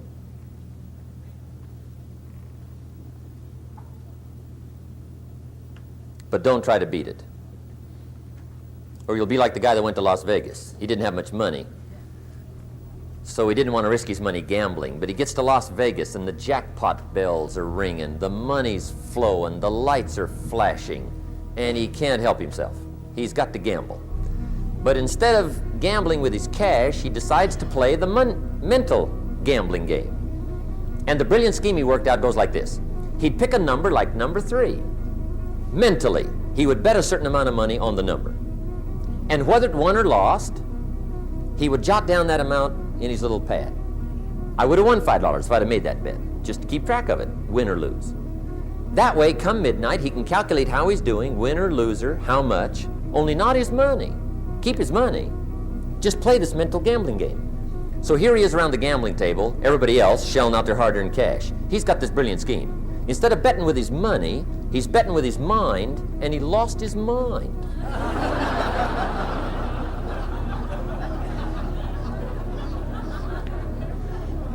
Which means don't try to beat the system, I guess. Okay, we have covered personal development. By the way, it's the longest subject, so take heart. The rest of them are a lot shorter. The whole world is governed by laws, the universe, in fact. Laws. We call it the law of electricity. We call it the law of gravity. There's mathematical laws, there's physical laws, speed and velocity laws, agricultural laws. There's all kinds of laws. Now that we find ourselves on the spinning planet, you just have to learn what I call the setup. Learn the setup. Life's setup. Now, we didn't set it up, but we're here, so you got to learn it. And we should learn the setup for 2 basic reasons. Number 1, to keep from getting hurt. It's one of the major reasons for learning, so you won't get hurt. See, economically, socially, personally, you can get hurt just not knowing. Ignorance is not bliss. Ignorance is poverty. Ignorance is tragedy. You got to know, or you're going to get hurt. It's good to know not to walk out the 10-story window. That's excellent information. Now, what if a guy didn't know and he walks out? Now he's dead at the bottom. Somebody says, well, the poor guy didn't know. You got to know, or you're going to get hurt. Okay. Now, here's a parenthesis. You don't have to like the setup. I don't ask you to like how it is. That's not what's important. But it is important to learn how it is. Okay? So you don't have to like it, but you should learn it. That's what I tell the kids, right? Make sure you get the information. What you think about it, that's up to you. What you're going to do with it, that'll soon be up to you. But make sure you get it. See, there's nothing worse than being stupid. Nothing. I mean, being broke is bad, but being stupid is awful. And what's really bad is being broke and stupid, right? That's about the end of the world. I mean, there isn't anything much worse than that. Unless you're sick. Sick, broken, stupid. I mean, that is it, right? There's nowhere else to go. So make sure you get the information. It's key. You don't have to like it, but learn it. If this big monstrous thing lifts up in the sky, hangs there for a little while, cuts loose, comes crashing down, boom, shakes the ground for 5 miles. And then this big monstrous thing lifts back up in the sky, hangs there for a little while, cuts loose again, comes crashing down, boom, shakes the ground for 5 miles. It just keeps doing it, this big monstrous thing, lifting up and then crashing down, boom. Now, you might come along one day and say, that's got to be a stupid arrangement, which is okay. You're entitled to your opinion. But the first thing you should learn to do is get out from under it, right?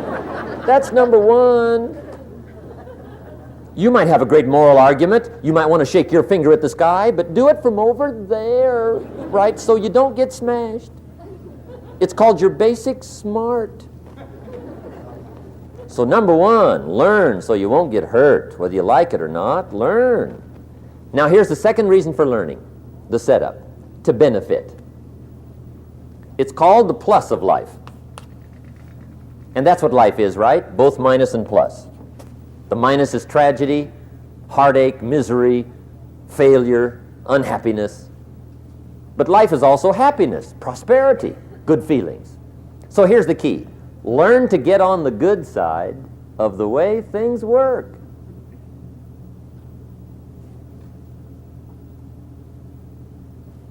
Now here's 2 of the basic laws, and we'll take our break.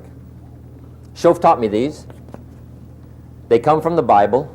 Now again, I'm an amateur, okay? When it comes to the Bible, I'm not a pro. So you'll sort of have to take my way of putting it.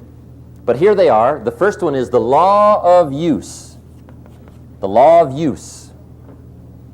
And it goes something like this. Whatever you don't use, you lose. Lack of use causes loss.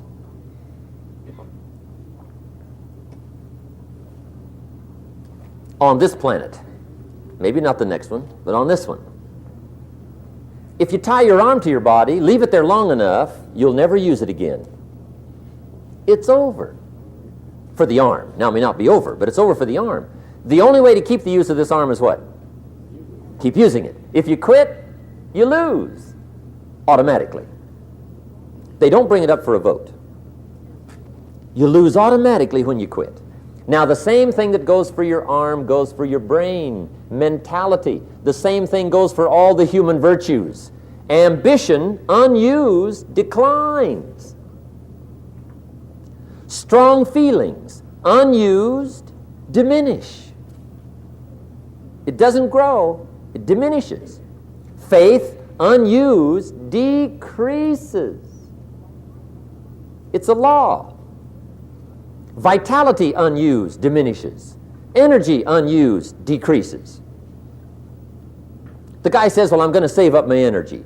You can't do that. That's like trying to save today, put it on the end of the year. See, you can't do that. They'll come take you away. If you don't use today, what? It's lost. The guy says, well, I'll work twice as hard tomorrow to make up for it. See, that's foolish. You could have done that anyway. Today, unused is lost. A talent unused is lost. An ability unused is lost. So here's one of the key expressions of the evening. Take a new inventory of yourself. Starting tomorrow, new project. Take a new inventory. And make sure that all of your talent and ability and mentality and ingenuity and vitality and strong feelings, Faith, courage, make sure that all you've got's being used. Otherwise, you lose. Now, one of the best illustrations of the law of use is a Bible story called the Parable of the Talents. The talent story. Interesting story if you haven't read it in a while. Just review it. It's a good story. An ancient story. It says there was a master with 3 servants. He got them together one day, and he said to the 3, I've got these talents. And in those ancient days, a talent was a measure of gold. And he said to the 3 servants, take these talents and see what you can do with them while I'm gone. He said, I'm taking a journey and I'll be gone for a while. When I come back, we'll get together, go over the book, see how you did. He said, here's 5 of these talents for you. 5. Here's 2 of them for you. 2. And here's 1 for you. 1. The master said, take those talents, see what you can do with them. When I come back, we'll get together, we'll go over it all. The servant said, okay, master takes off. According to the ancient story, the master comes back from his trip. When he gets back, he gets the 3 servants together, and as he said he would, he asks, how did it go with those talents? You were 5. What happened? That servant said, well, I took the 5 talents you gave me, and I put them to work. A little shaky at first, but he said things finally got rolling, and he said, I poured it on. And he said, my talents grew to 7, 8, 9, 10. He said, I doubled my talents from 5 to 10. Books will show. Master said, one heck of a job. Or something like that. He said, I gave you 2 talents. What happened? That servant said about the same thing happened to me. I put those 2 talents to work, poured it on. They grew to 3 and then to 4. He said, I doubled my talents from 2 to 4. Books will show. Master said, well done. He said, I gave you 1 talent. What happened? That servant said, well, I took the talent you gave me, and I carefully wrapped it, and I dug a hole and buried it. And camouflaged it, I suppose, right? So nobody would steal it. And he said, fortunately, nobody got it. And he said, I knew you were going to be here today, so I dug it up. Here it is, safely wrapped. I did not lose it while you were gone. According to the ancient story, the master said, take that talent away from him and give it to the man that's got 10. Now you might say, well, I don't like that arrangement. The poor guy's only got 1 talent. He's already got 10. It ought to be more even. Remember, I didn't ask you to like it. But this one I would ask you to learn, because it simply means whatever you do not employ, you forfeit. It's a law. So learn well the law of use. Now here's the second one, and we're going to take our break. Second law from the Bible. This one we've heard since we were small, I'm sure. It's called the law of sowing and reaping. In fact, we've probably heard it so often we could quote it. It says, whatever you sow, what? You shall reap. Fairly blunt, hopefully clear. Here's my first suggestion on the law of sowing and reaping. Don't try to beat it. You might as well try sitting on the sun in the morning. Keep it from coming up. You'll have better luck. Whatever you sow, you reap. Now, for a fair share of my life, I'm a bit mixed up on how all this applies. Among a lot of things I was mixed up on. I knew I wasn't reaping too good. That I understood. My problem was I was confused about what was causing it. Remember me with the funny list? I thought those are the reasons why it isn't working out well. And then Mr. Schoaf gave me the clue that helped me figure it all out. He said, Mr. Owen, I have another answer for you. There's another way to quote this law that'll show you where the problem is so you can go to work on it right away. All you need to know is where the problem is. Then you can go to work on it. So he quoted me the law another way, and I found out what my problem was. Here's the way you quote the law. Whatever you reap is what you've sown. Now I knew what my problem was. Whatever you reap is what you've sown. If you don't like the crop, who do you look up? Answer, whoever planted it. And where do you find who planted your crop? Answer, in the mirror. What I finally learned to do come fall was to go to the mirror. That's where you go. And if necessary, you say, a few skinny carrots? I got to be unimpressed. Where were you last spring? Asleep. Didn't you read the books? Did you break your hoe? Let me give you 7 key points to the law of sowing and reaping. Let's tick right down through the list of 7, and it'll be break time. 7 points to sowing and reaping. Here's part of the philosophy that really helped me to make some changes in life direction. Number 1, the law of sowing and reaping is negative. That's number 1, which simply means if you sow bad, you reap bad. Now this is kind of 3rd grade, but it doesn't hurt to go over the basics. If you plant thistle seeds, you don't get pumpkins. Honest, no use looking for pumpkins. John says, how come no pumpkins? Come on, John. The law's negative. That's how come. Now here's number 2. The law's positive, which simply means if you sow good, you reap good. If you plant pumpkin seeds, you don't get thistles. Not from pumpkin seeds. Mother Nature won't pull tricks on you over in the corner snickering, pushing new thistles and you planting pumpkin seeds. She won't do that. You will get pumpkins from pumpkin seeds, and the reason is because the law is positive. Now here's number 3.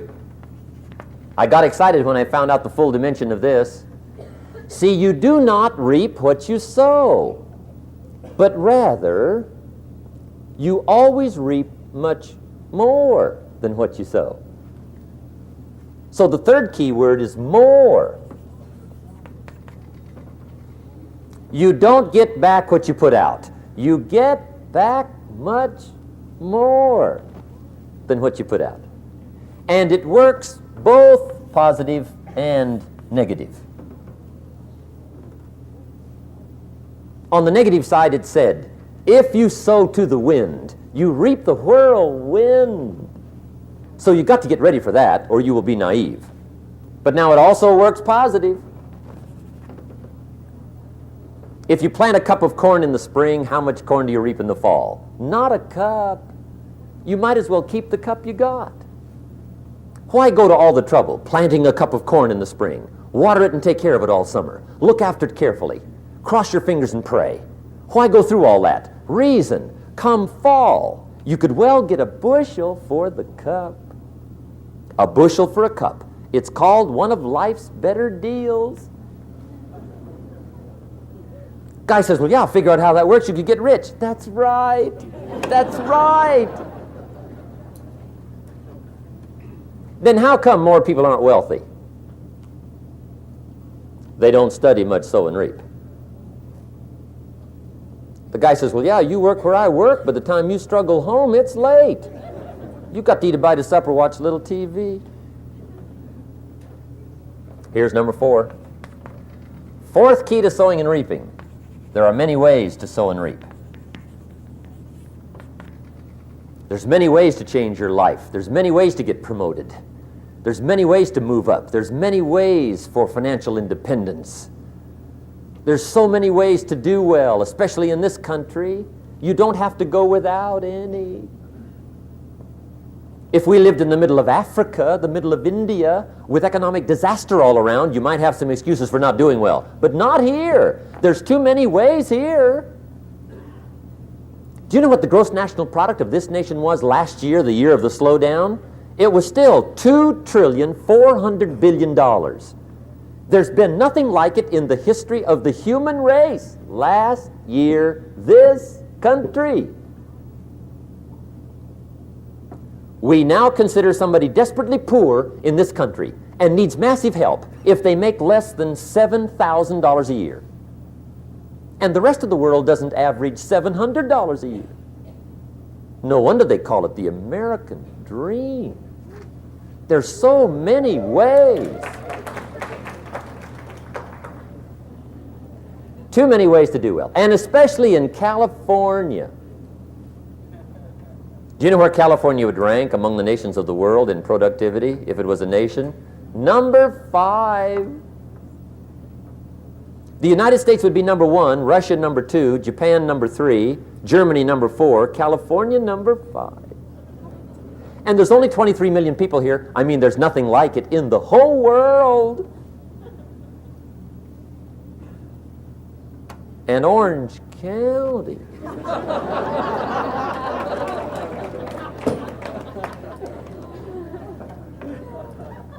This is it. There's 4.5 billion people in the world, and they all wish they lived in Orange County.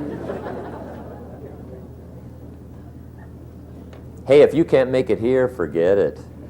It's over. Take your chances on the next planet. You've blown this one.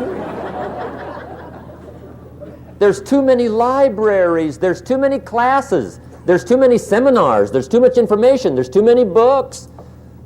There's too much capital. There's too much help. There's too much training here not to do well. There's too many ways.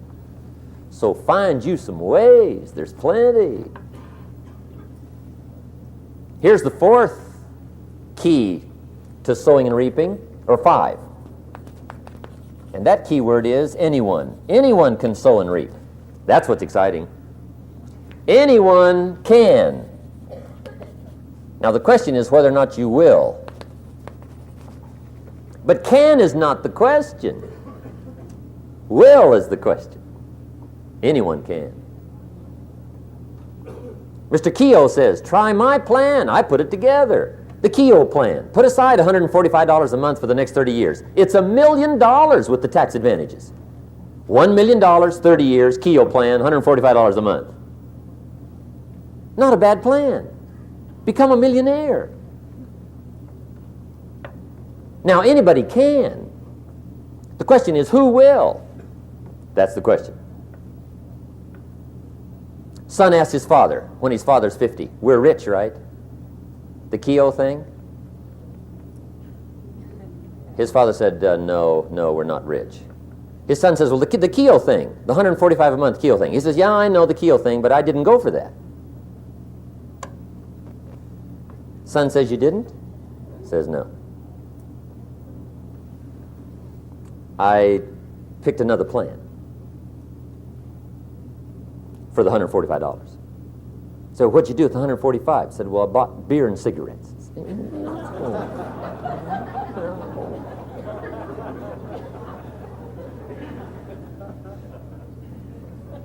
See, anybody can, whether you will or not. See, that's the question. And here's a good question to ask. We are all buying somebody's plan. The question is, whose? Who's got you talked into doing what you're doing? Who's got you talked into your present plan? See, 10 years from now, you will surely arrive. The question is, where? But see, anybody, if you want to, can go searching for a good plan, pick it, and start working it. And sure enough, as the time passes, as it surely will 5 years from now, 10 years from now, then you'll be winding up wearing what you want to wear, driving what you want to drive, living where you want to live, become what you want to become. But now's the time to fix the next 10 years. And who can? Anybody. Here's number 6. The 6th key to sowing and reaping. This is leveling with you now, as we promised to do. There's one thing better than the truth, and that's the whole truth. And here's part of the whole truth of the law of sowing and reaping. Number 6 is, you could lose. There are times when you just lose, no matter what you do. It's that kind of planet. You reap what you sow. Yes, but what does that mean? Yes, but, well, the farmer plants his crop in the spring, takes care of it all summer, loves his family, works 10, 12 hours a day, 6, 7 days a week, is an honorable man. Come fall, he's got a beautiful crop, and he deserves every bit of it. But the day before he sends the combines into the field, a hailstorm comes along and beats it all in the ground, which means you lose. Somebody says, well, what did he do wrong? Answer, nothing. It's just that kind of planet. Sometimes it's going to hail on your crop and rain on your parade, so you got to get ready for that or you will be naive. That's just part of the life arrangement. And don't press me why. I was not in on some of the original decisions here, so I don't know how it got set up. But there's just times, sometimes you lose. That's part of life. But now here's number 7. The 7th key to sowing and reaping. And it goes like this. It's just another way to quote the same law. And it goes like this. If you don't sow, that's just another way to quote the law. If you don't sow, what? You don't reap. You don't even have a chance. So if you looked at your game plan tomorrow, you might come to the quick conclusion, I got to get some sowing going. How true. Get you some sowing going. And remember, you've got plenty of time. You've got all the time there is. Some people spend enough TV time to make a fortune. The latest article on television watching in this country, according to the latest article, the average television is on in this country in every household 7 hours a day, called the Big 7. I asked a guy one time what his TV cost. He said about $450. I said, you forgot to look at the price tag. He said, what do you mean? I knew he was a TV watcher. I said, that television costs you, in my opinion, at least $12,000 a year. To watch it, not to own it. Owning it's cheap. Watching it is what's expensive. And I said, hey, $12,000 a year is too much to pay to watch TV. That's too much. Pay a little, but not $12,000. And he's the guy that said, I hope pay TV never comes.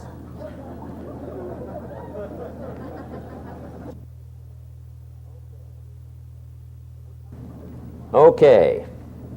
We're trying to cover an awful lot tonight, I realize that. But my time schedule is such that we just have to sort of give it all to you and let you sort the rest out. I wish we had plenty of time for questions and answers and that whole thing, but our time is just limited. But we are trying to go through an awful lot, I realize that. But looks like everybody's getting it. This is about the note-takingest crowd I've seen in a long time.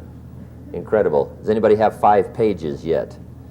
Anybody? Oh, fantastic. Incredible. Okay. Maybe you heard the story about the preacher down in Texas, southern part of the country. He was an evangelist back in the horse and buggy days. And he was very good at being an evangelist, and a lot of people used to come and hear him preach. And one day he put up his tent in one of these Texas towns and expected a big crowd as usual, come and hear him preach. And he got there first night of the tent revival, walked in, 7:30, time to start. And to his surprise, the tent was empty. He thought, well, something must be drastically wrong. So he waited till 7:45, nobody showed up. 8 o'clock, zip. Finally, 8:15, one lone cowboy wandered up on his horse, tied his horse up outside, came in, sat down on the front bench, right, waiting for something to happen. The preacher thought, well, at least I better go down and talk to the cowboy. So he walks down, talks to the cowboy, and he says, Cowboy, I'm the preacher. And he said, I don't know what to tell you. Something's gone wrong. He said, this tent was supposed to be full of people. He said, I'm embarrassed. He said, "You're the only one that showed up." And he said, "I really don't know what to do." And the cowboy said, "Well, I'm not a preacher, so I really can't tell you what to do." You know, he said, "I'm just a cowboy." But he said, "I know this, if I went out to feed my cattle and only one showed up, I'd at least feed it." The preacher thought, hey, the cowboy is right. If you've got a good idea to share, you should share it, if there's 1 or 1,000. So he got kind of inspired by this conversation, and he jumped up on the platform and started to preach, as if the tent was full of people, just exploded. And he went for an hour and 15 minutes, just kept rolling. Finally, he quit. And when he finished, he came down off the platform, talked to the cowboy again. He says, "Well, cowboy, what did you think of my sermon?" And the cowboy said, "Well, I'm not a preacher, so I really can't tell." You know, he said, "I'm just a cowboy." But he said, "I know this, if I went out to feed my cattle and only one showed up, I'd feed it, but I wouldn't dump the whole load on it."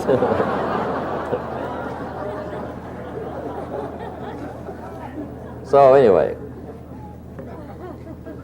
if it seems like we're dumping the whole load tonight, I guess we are, but gosh, everybody's doing well. I'm having a good time. I appreciate the response here tonight. Okay, the next subject is setting goals. Let me show you what turned my life every way but loose. Mr. Schoaf dropped this idea on me, changed me completely. Setting goals. Here's what can easily happen if you don't set goals. It's easy to let life deteriorate into making a living instead of designing a life. And we all have a choice: make a living or design a life. It's easy to get trapped by economic necessity and settle for existence rather than substance. That's easy. But the best advice I can give you on how to break out of that trap is to learn how to set goals. Mr. Schoaf put it to me this way. He said, "Jim, if you had enough reasons, you could do the most incredible things." I never forgot how he put that. If you have enough reasons. See, reasons will change your whole life. Mr. Schoaf said to me, he said, "Mr. Rohn, I think you've got plenty of intelligence, you've got plenty of talent, you've got plenty of ability. Probably what you lack is plenty of reasons." He said, "I don't think your current bank balance is a true indication of your level of intelligence." I was happy to hear that. He said, "I think you're much smarter than your present bank balance indicates." And that turned out to be true. I was much smarter. But of course my first question was, well then why isn't it bigger? And he said, "You don't have enough reasons. You've got enough intelligence, but not enough reasons." So see, reasons can change your life. Here's what else I found out. Reasons come first, answers come second. You don't get the answers to do well till you get the reasons. Life has a mysterious way of hanging on to all the answers and only gives them up to the people that are inspired by reasons. So reasons make the difference in how your life works out. Now, what are some of the reasons for doing well? Let's go through a quick list called Reasons for Doing Well. First is personal reasons. Some people do well for recognition. Some people do well for respect. Some people do well for the way it makes them feel. They love the feeling of being a winner. Those are good reasons. I have some millionaire friends that keep working 10, 12 hours a day, making more millions. And it's not because they need the money. It's because they need the joy and the satisfaction and the pleasure that comes from being a constant winner. And see, it's not just the money anyway. It's the journey, not the money. Once in a while somebody says to me, "Boy, if I had $1 million, I'd never work another day in my life." That's probably why the good Lord sees to it they don't get their million, right?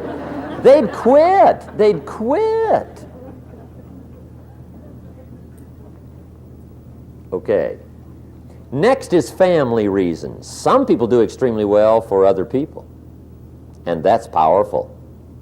Human beings can greatly affect each other. Sometimes we will do things for somebody else we will not do for ourselves. We're made that way.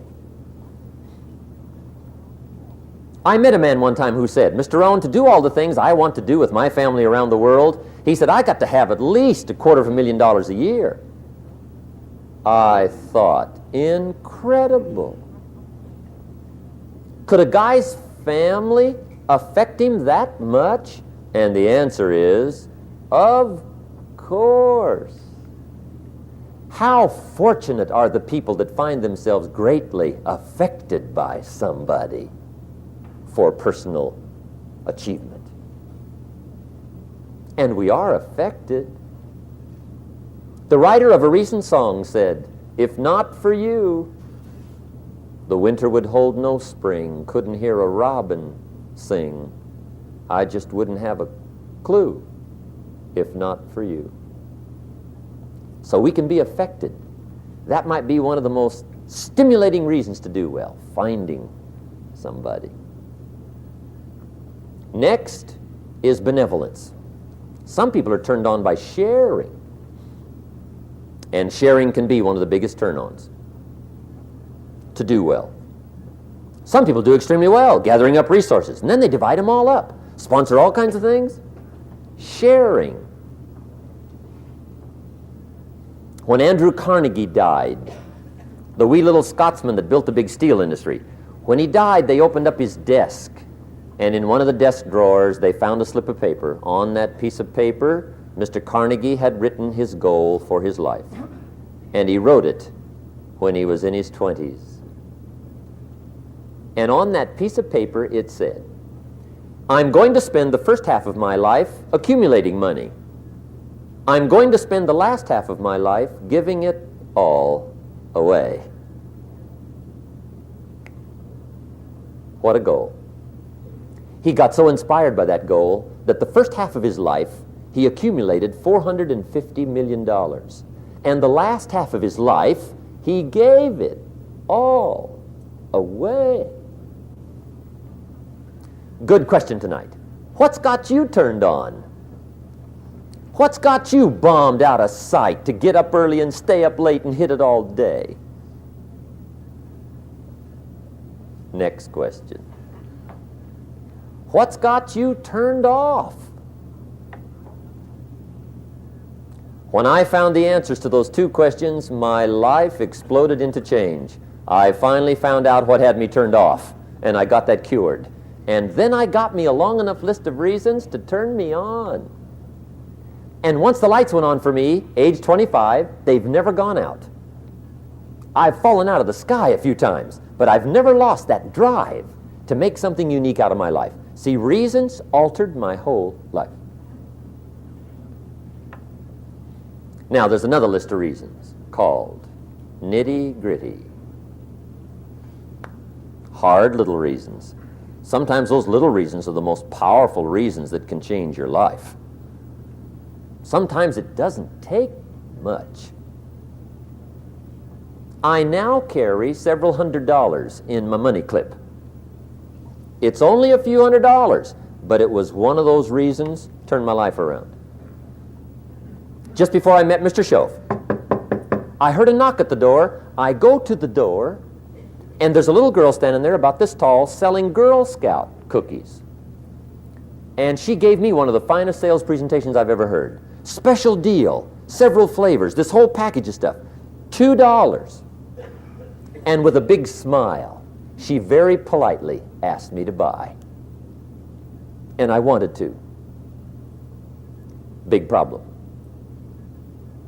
I'm broke. I don't have $2. And to this day, I can remember the pain and the embarrassment. I'm a father, I'm a husband, I've been to college, I'm working, I'm 25, I don't have $2. And I didn't want to tell her that for some reason. So I did what I thought was next best. I lied to her. I said, hey, look, I've already bought lots of Girl Scout cookies. I've still got plenty stacked in the house, which was not true. But it seemed to get me off the hook for the moment. She said, well, gosh, that's wonderful. Thank you very much. And she went away. When she left, I closed the door, and that was the day I said to myself, I don't want to live like this anymore. I've had it with lying, and I've had it with being broke. I'm never going to let this happen to me ever again. I promised that day I would work as hard as possible and would always carry plenty. It took me a little while, but now I do. It was one of those reasons. And I guess I carry plenty for two reasons. One is the way it makes me feel, but also in case I bump into another Girl Scout selling cookies. Right? I'm ready.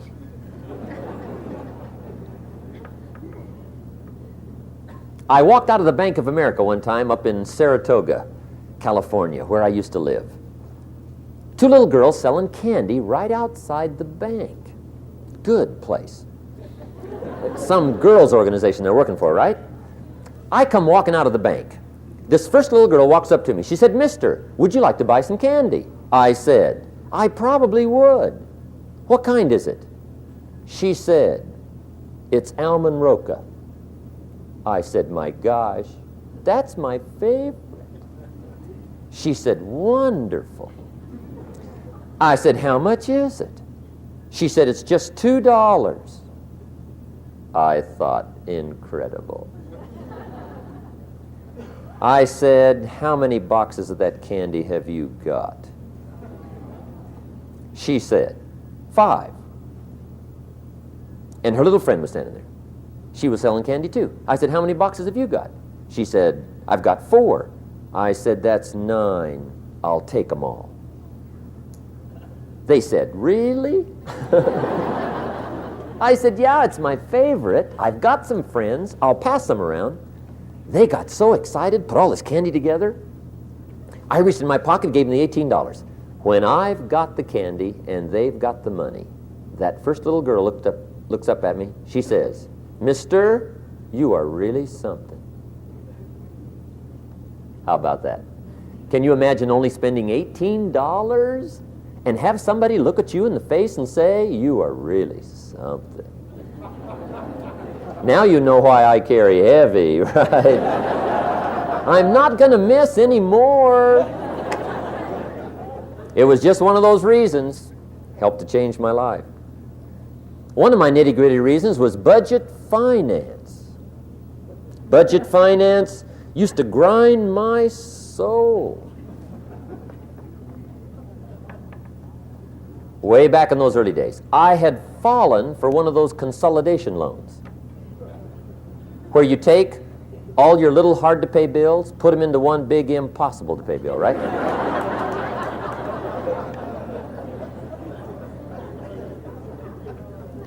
I would get 4 or 5 payments behind. This one guy used to call me day and night.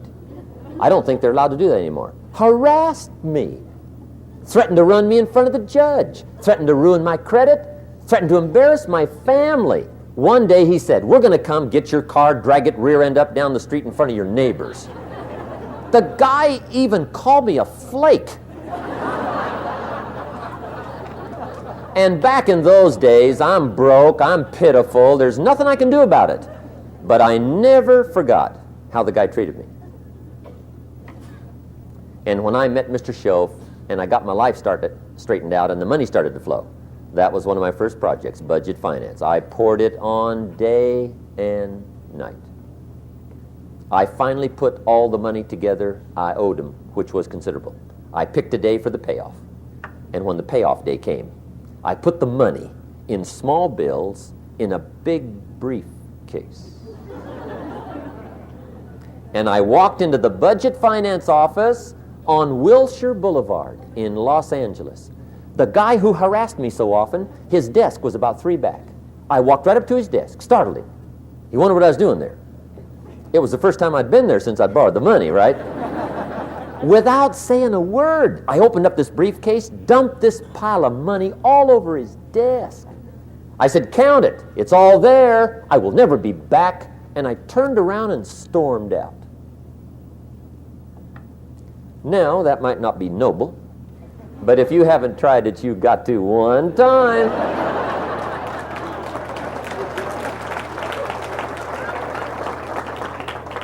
It can be the day that turns your life around. All you need is a reason that turns you on. One of my dear friends, Robert Depew, Bobby used to be a school teacher in Lindsay, olive capital of the world. Bobby taught school several years, got a little weary teaching school. One day decided he wanted to get into sales. So without telling anybody, he just up and quit his job teaching school and jumped into sales. When he did, his brother made fun of him, laughed at him, put him down, said Robert's lost his mind. Had a good job teaching school, now he thinks he's a salesman. He's going to go down the drain, lose everything. Just put him down something fierce. Bobby said, the way my brother acted when I got into sales, he said that made me so mad, I decided to get rich. And my question for you tonight is it possible to get that mad? Of course. Wealth is not a matter of intelligence. It's a matter of inspiration. Today, Robert happens to be one of my millionaire friends. Bobby's rich.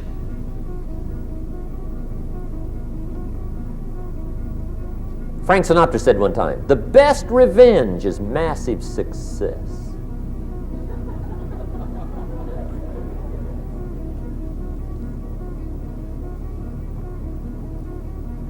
Hey, get you a long enough list of reasons so that after tonight you never lack for inspiration. You might not have all the answers right away, but you can get the answers if you can get the reasons. Now let me give you a little simple formula for goal setting. Okay? We take 2.5 hours on the weekend for the whole 10-year plan. We don't have time for that tonight, but let me get you started with a little simple formula Mr. Schoaf gave me, and maybe this will be helpful. First of all, I've divided goals into 2 parts. First is long range. Long range goals. That's your dreams. Your dreams for the next 3, 5, 10, 20, 30, 40 years. Actually, the rest of your life. Your dreams. You've got to keep dreaming. Ronald Reagan, president, said to the joint session of Congress a few weeks ago, the Republic is a dream. And if we don't keep dreaming, we will lose the Republic. Your better future is a dream for yourself and for your family. Where do you want to go? What do you want to do? What do you want to be? What do you want to see? You've got to dream dreams. There's a Bible phrase that says, without dreams and visions, people perish. You've got to have something to go for that inspires the heart and the soul. Dreams. From the children of Sanchez, it says, take the crumbs from starving soldiers, they won't die. Take the bread from hungry children, they won't cry. But without dreams, we all will die. You've got to dream. Don't lose your dreams for yourself, for your future, for your family. The dreams of love and enterprise and travel and doing things, becoming something unique on your journey here. Don't lose your dreams. Do some dreaming. That's long-range goals. You've got to have those. So that's number 1. Here's the second part of goals, short range. Short-range goals. That's your goals for tomorrow, this week, this month, this year, the immediate future. We call these confidence builders. Because if you set up something short-range, go for it, get it, latch onto it, work hard, accomplish it. That starts building your strong feelings to go for your dreams. Now, I've divided goals into 3 categories. Here they are. Number 1 is economic. That's your goals for money, income, business, profits, production. Economics. Make sure you've got your economics well planned. Economics plays a major role in everybody's life. Economics is major, which means it ought to be meticulously well planned for tomorrow, this week, this month, this year, long range. What if you asked somebody tomorrow if you could see their meticulously well planned list of economic goals? What would they probably say? They say, "You some kind of a nut? You must be weird." Hey, I found out what success is. Success is doing what the failures won't do.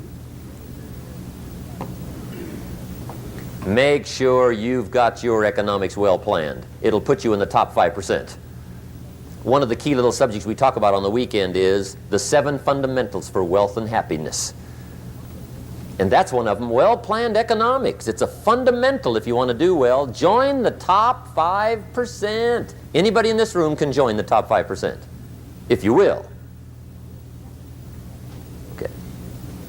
Now here's the second category of goals, things. Make a list of the things you want. And on my list of things, now I put everything. Little things as well as major things. Doesn't matter how small it is, it goes on my list. I used to just put major things, cars, homes. I don't do that anymore. I now load my list with everything. Everything. And the reason is, part of the fun of having a list is checking it off. That's it. Boy, at the end of the day, if you can go, got it, got it, got it, got it, got it, got it, whatever it is, right? You get into the habit. So load up your list, the things you want. Now, when you check off something major, celebrate. That's an important point to make. Celebrate your achievements. Live it up. Have a party when you reach something you've worked for a while. See, we all grow from 2 experiences. One is called the pain of losing. The other one is called the joy of winning. We need both of them. Amplify them as much as you can, which also means make losing painful. If you set up something, fooled around, didn't get it, put it on yourself. On the other side, if you did get it, congratulate yourself. Self-congratulations is a sign of maturity. Seeking congratulations is a sign of immaturity. But hey, winning and losing, see, that's what it's all about. That's the name of the game. Now, some people lead such mediocre lives, at the end of the day, they don't know whether they're winning or losing. They got no clue. Guy's just going through the day with his fingers crossed. There's a better way. Okay, here's the third category of goals, personal development. Put those goals together. Personal development goals. That's your goals to be stronger, more decisive, be a speaker, be a leader, learn a language, all kinds of skills. Okay. The whole weekend seminar was designed to improve all your skills so that you walk away more skillful. And that's what you want, the personal development skills. That's what attracts, that's what brings good things to your life, the person you become more skillful. Now, this is quite a package to work on. Economics, things, personal development. For tomorrow, this week, this month, this year, long range. Okay? That'll get you started. Now, here's the simple formula for setting goals. It goes like this. A, work on your goals. That's step 1. Work on them. And I've put the word work there deliberately. Setting goals is plain hard work. I don't want to kid you. We haven't come here tonight to kid each other. It's work. I know it's work. That's why a lot of people just let it slide. It's work. Many people work hard on their job, but they don't work hard on their future. They just let that slide. And the work involved is making plans. I know most people don't. I understand that. But don't let that be you. Guy says, well, yeah, you work where I work, but the time you struggle home, it's late. You got to eat a bite of supper, watch a little TV, get to bed. You can't sit up half the night. Plan, plan, plan. And the guy's behind. Good worker, hard worker, sincere. But you got to be better than sincere, working hard. You got to be better than a good worker. You got to be a good planner. Somebody once wisely said, the people who fail to plan are planning to fail. Well said. So work on your goals. Here's step 2. Write your goals down. That's so important. I teach my staff around the world, put your goals in your journal. Because one of the major people you want to study is yourself. Say, here's the list of goals I put together 3 weeks ago. Here's the list of goals I put together 2 years ago. Here's some of the changes I made, rearrangement of my priorities. I scratched these off, I put these on, I've gotten these. Study your accomplishments, study what your desires are. Put them on paper, write them down. Here's another reason for writing your goals down. It shows you're serious about doing better. And to do better, you gotta get serious. You don't have to be grim, but you must be serious. Everybody hopes things will get better.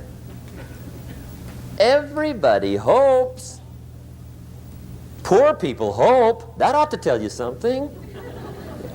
It means the future does not get better by hope. It gets better by plan. I used to have the affliction called passive hope. It's an affliction. It's bad. Probably what's even worse than that is happy hope. Now that is really bad. That's bad. Happy hope. The guy's 50 and he's broke and he's still smiling. See, that's not good. So get serious about your goals. Put them on paper. Write them down. There's all kinds. His goals, her goals, their goals. Business goals, financial independence goals, family goals. I mean, there's so many things to work on this that if you don't get busy and work on it, sure enough, the time will pass. And sure enough, 5 years from now, you'll wind up where you don't want to be, wearing what you don't want to wear, driving what you don't want to drive, being what you don't want to be. Now's the time to fix it. Now, here's the third step to your goals. Check the size of your goals and the kinds of goals. How big they are, what kind they are, affects you. And here's one of the important phrases of the evening. Your goals are affecting you, whatever they are. Your goals affect your handshake. Your goals affect your attitude, personality. Your goals affect the way you walk, the way you talk, the way you dress. All day long, we're being affected by our goals. Now, some people have goals, but they have such lousy goals. The effect is bad. I asked a guy one time, what are your goals for this month? The guy said, look, if I could just scrape up enough money to pay these lousy bills. That was his goal. I'm not saying it isn't a goal. It's a goal, but it's such a lousy goal, the effect is bad. You don't jump out of bed on Monday morning and say, oh boy, another chance to go out and scrape up the money to pay my lousy bills. See, you don't do that. Usually you say, oh, not another Monday.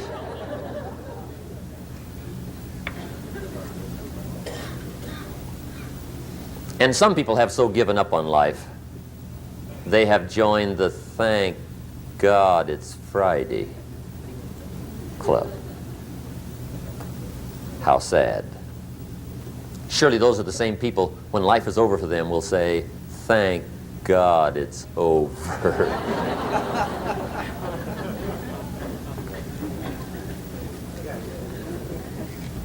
Let me give you a Bible philosophy that teaches how to get whatever you want. That's the title of the next set of notes. How to get whatever you want from the Bible. Now again, I'm an amateur when it comes to the Bible. I'm not a pro. But this I can quote, and I think that'll be sufficient. How to get whatever you want. Here's what it says if you're ready. It says, ask.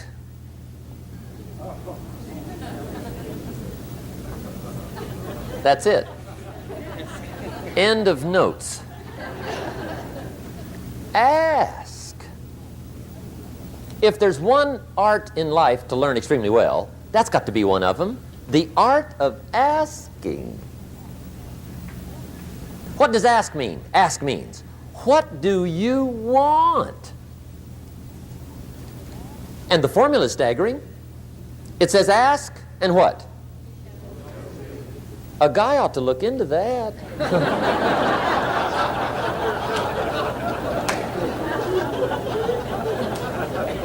He says, yeah, but you work where I work. By the time you struggle home, it's late. You got to eat a bite of supper, watch a little TV, get to bed. You can't sit up half the night, ask. And the guys behind. See, you've got to be better than a good worker. You've got to be a good asker. Now, let me give you 3 key points on asking and receiving. This can do it. Number 1, asking is the beginning of receiving. Asking starts a unique process, mental and emotional. I don't even know how it works. All I know is it works. It's like pushing a button and all this machinery starts working. I don't know how. It just works. There's a lot of things you don't need to know how. Just work them. Some people are always studying the roots. Others are picking the fruit. I mean, it depends on what end of it you want in on.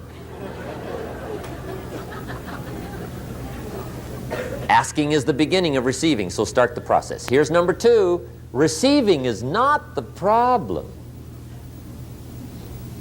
Receiving is automatic. Now, if that's true, receiving is not the problem, what's the problem? Failure to ask might be one of your major problems. I don't know. Check it out. The guy says, oh, now I see it. I got up last year and hit it every day, but there's not a scrap of paper with my goals on it. Good worker, poor asker. So you got to change that. Here's number 3. Receiving is like the ocean. There's plenty, especially in California. It's like an ocean here.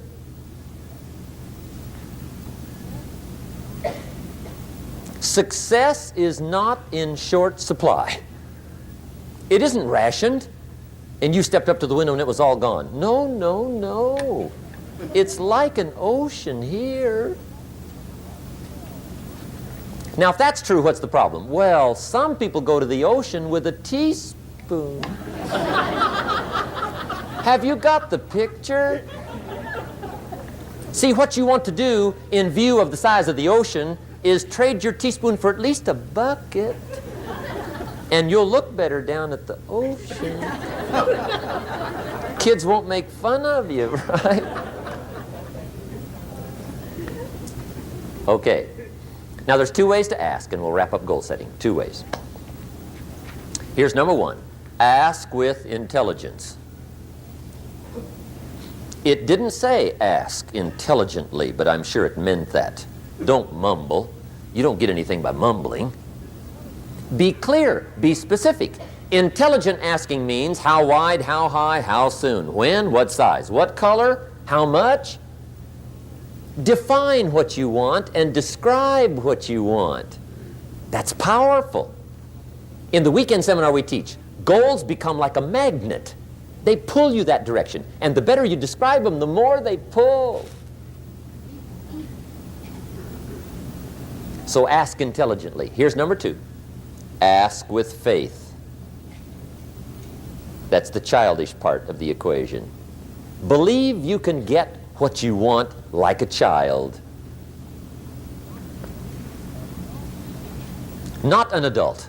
Adults are too skeptical. So the formula really reads, make plans like an adult and believe in them like a child. And the most incredible things will happen. Just try it for 90 days. Just try it. You can always go back to the old ways. Just try it, just 90 days, 90 days. Now here's the last qualifying phrase on goal setting, as we promised to qualify everything. And it simply goes like this. Remember, you won't get everything you want.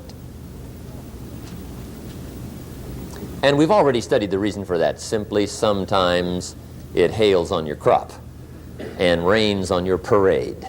It's that kind of planet. So you won't get everything you want, but if you will work this goal-setting formula, you can get plenty for wealth and happiness. Okay, that's goal setting. We use it around the world. We recommend it. Now, maybe it won't work as well for you as it has for me. I don't know. Maybe not. But what if it did? You got to try.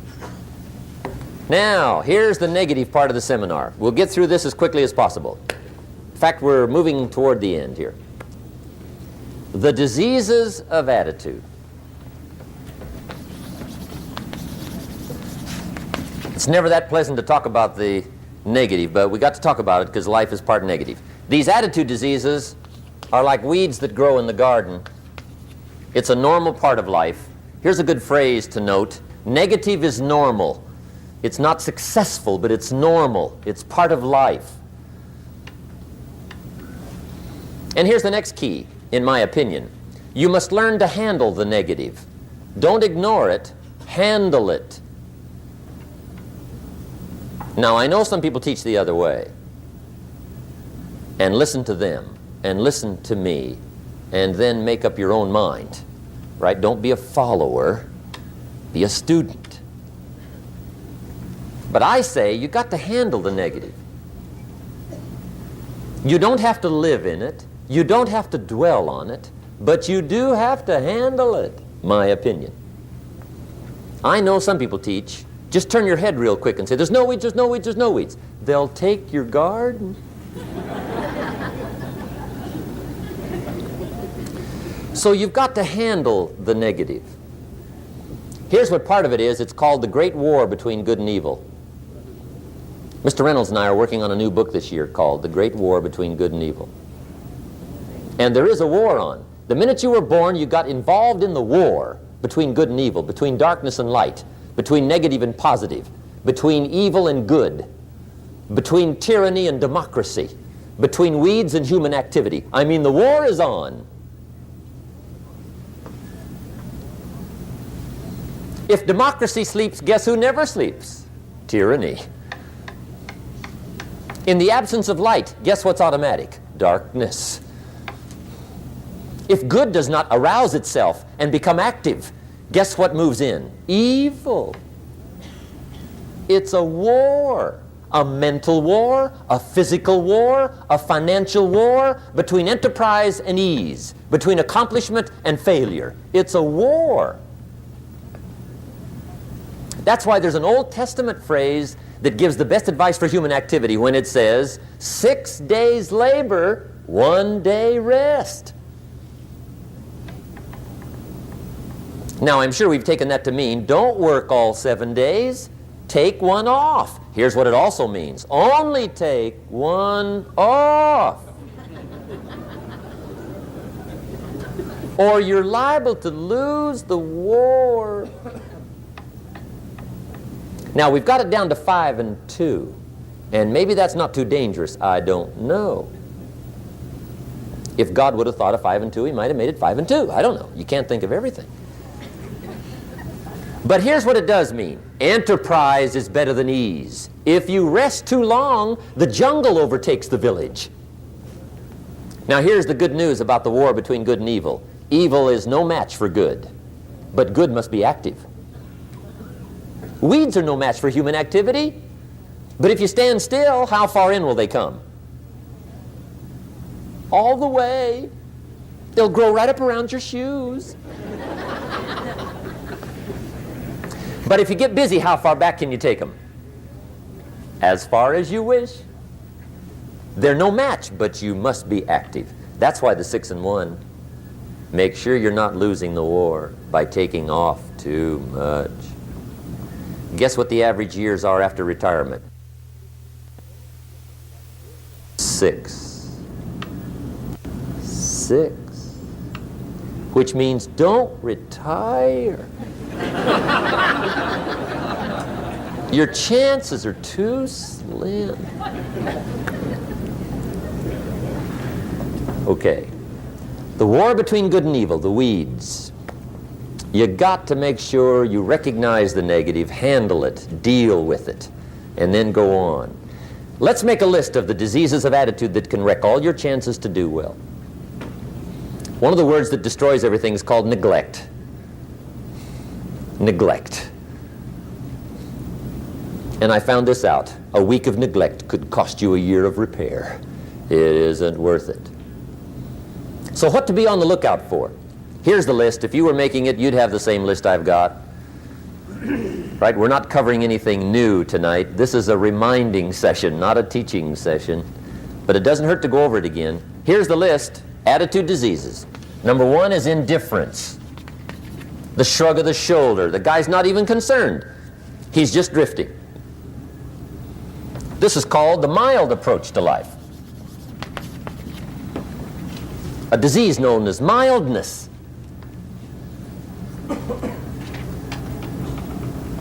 The guy says, well, I can't see getting all that worked up.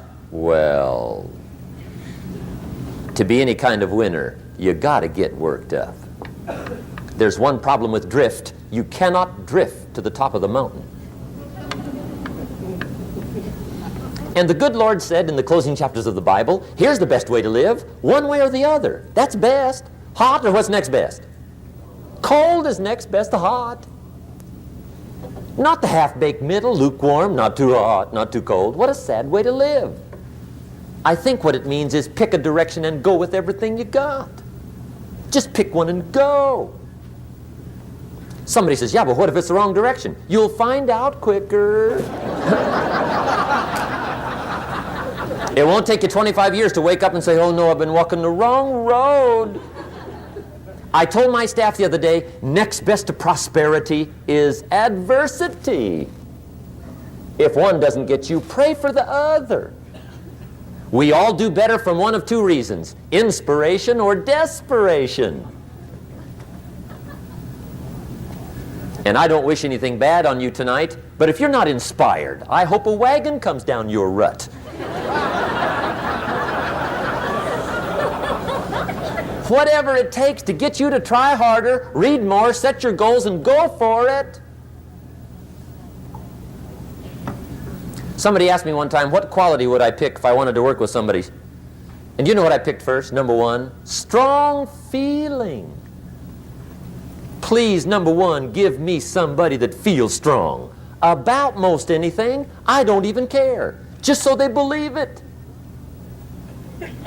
Even if they disagree with me. Wonderful. Just so they disagree vigorously. I'm not saying it's easy to win those kind of people to your point of view, but I'd rather do that than to try to resurrect people from the dead. Pump them up every month, pump them up, pump them up. I pass. The good Lord needs a leader for the early Christians. Remember the early days of the Christians? Not like today. If you were to stand up in the early days and say, I'm a Christian, cut off your head, toss you and your wife in jail, let you rot. I mean, those were ugly days. Being a Christian back then was not called socially acceptable. They didn't have 125,000 in the Los Angeles Coliseum to hear Billy Graham on a Sunday afternoon. Not back in those days. Back in those days when the Christians got in the Coliseum, it was a different story, right?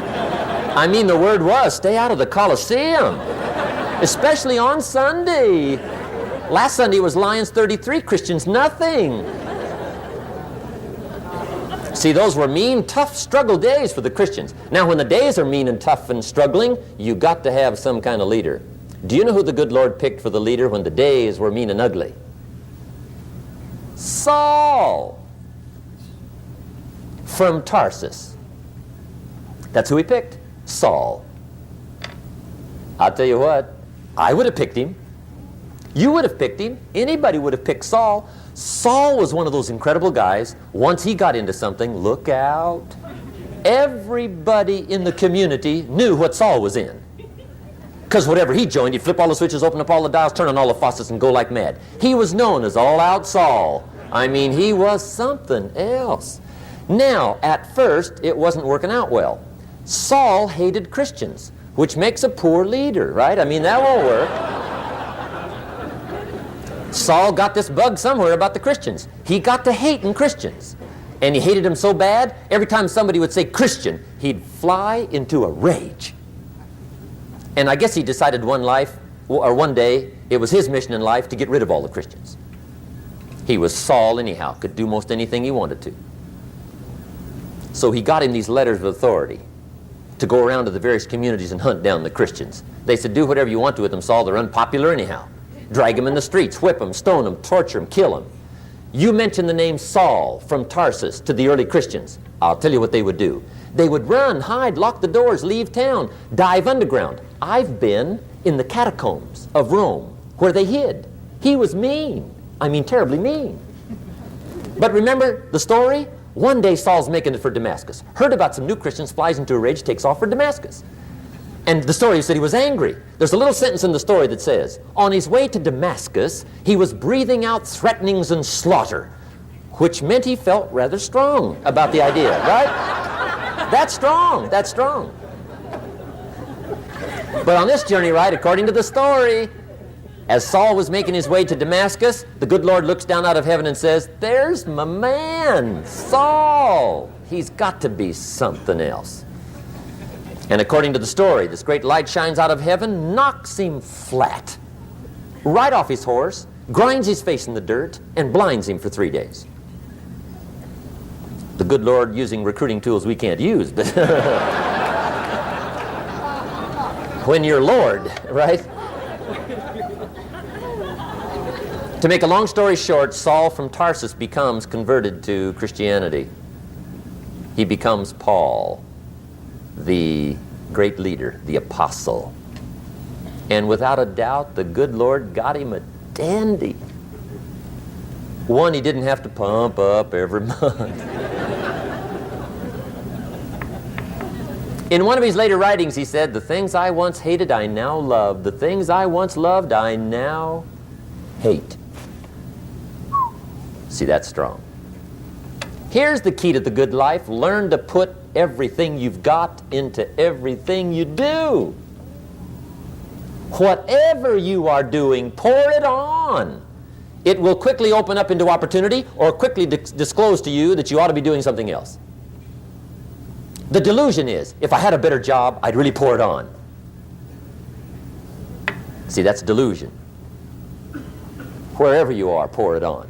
Don't give somebody half a job for a day's pay. Pour it on. See, that'll help change your life. Get rid of this disease. Here's the next attitude disease, indecision. Mental paralysis. The guy can't make up his mind and it becomes a disease. Pretty soon he knows he's got it. The guy says, well, I know I'm on the fence. But he says, what if I get off on the wrong side? Listen, after a while it doesn't matter. Just get off. Any side will do. A life full of adventure is a life full of many decisions. The ones that turn out to be wrong give you better experience to make better decisions. So don't see how many decisions you can get out of, see how many you can get into. That's where the adventure is. So shake off this disease, indecision. The next one is doubt. Doubt's like a plague. And one of the worst is self-doubt. There are many, but that's one of the worst. The guy doubts himself. Doubts if it'll last that long for him. Doubts if he can do that well. Doubts if he can make that much. Doubts if he can accomplish all that. A chronic, excellent self-doubter. You can imagine what damage that does to your future. So here's the key. Turn this coin over and become a believer. And there's many things to believe in. One of the majors is yourself. The understanding of self-worth is the beginning of progress. Now, if those three don't get you, this one will. Worry. That's a devastating disease. Worry. Worry causes health problems, social problems, personal problems, family problems. It's devastating. Worry long enough, it'll drop you to your knees. Could reduce you to begging. I know how bad this one is. I used to have it bad. I used to be known as a super worrier. Not a super warrior. No, super worrier. My family wished I'd have been a warrior. I got those years to make up for. But I tell you what, my advice to you is do what I finally did on worry. Give it up. Who needs it? I'm not saying it's easy. I'm saying it's worth it. It took me almost 1 year to kick the worry habit, and it was not an easy year. It was one of the toughest years I ever spent, but I finally got that monkey off my back. And I discovered you could live the most incredible life free of worry. Not free of challenge, not free of difficulty, free of worry. I learned how to do it, and you can. Here's the next attitude disease. Over-caution. Some people never will have much. They're too cautious. Now, you can also be too reckless, but you can also be too cautious. This is called the timid approach to life. And my caution was always the risk. Risk used to drive me right up the wall. I used to say, what if this happens? It's called the language of the poor. What if this happens? And on top of that, if this was to happen, look at the fix I'd be in. I better not try. I could always ace myself out. Then I'll tell you what changed my whole life when I finally discovered it's all risky. The minute you were born, it got risky. If you think trying is risky, wait till they hand you the bill for not trying. If you think investing is risky, wait till you get the tab for not investing. See, it's all risky. Getting married is risky. Having children is risky. Going into business is risky. Investing your money is risky. It's all risky. I'll tell you how risky life is. You're not going to get out alive. That's risky. The Englishman says, well, if that's the way it's going to work out, let's give it a go. Right, that's what it's for. Give it a go. Somebody says, yeah, but I'm looking for safety and security. Fine, then huddle in a corner. We'll cover you with a sheet, bring you 3 meals a day.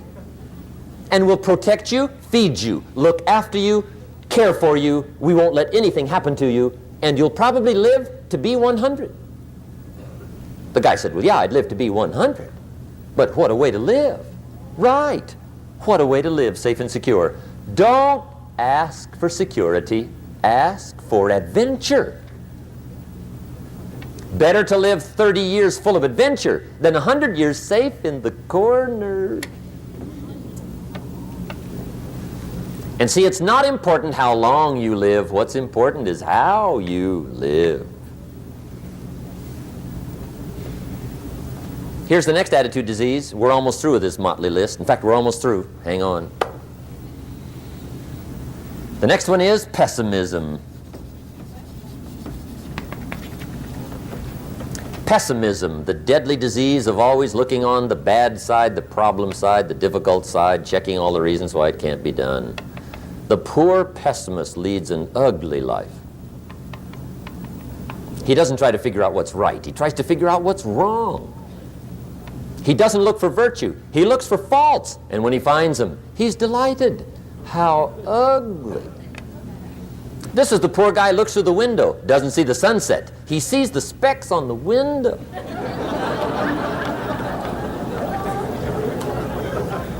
And this is the poor guy, right, who rushes up, takes such leave of his senses. This guy rushes up and he says, I've got 5 good reasons why it won't work. He's so dumb he doesn't know all he needs 1. He's got 5.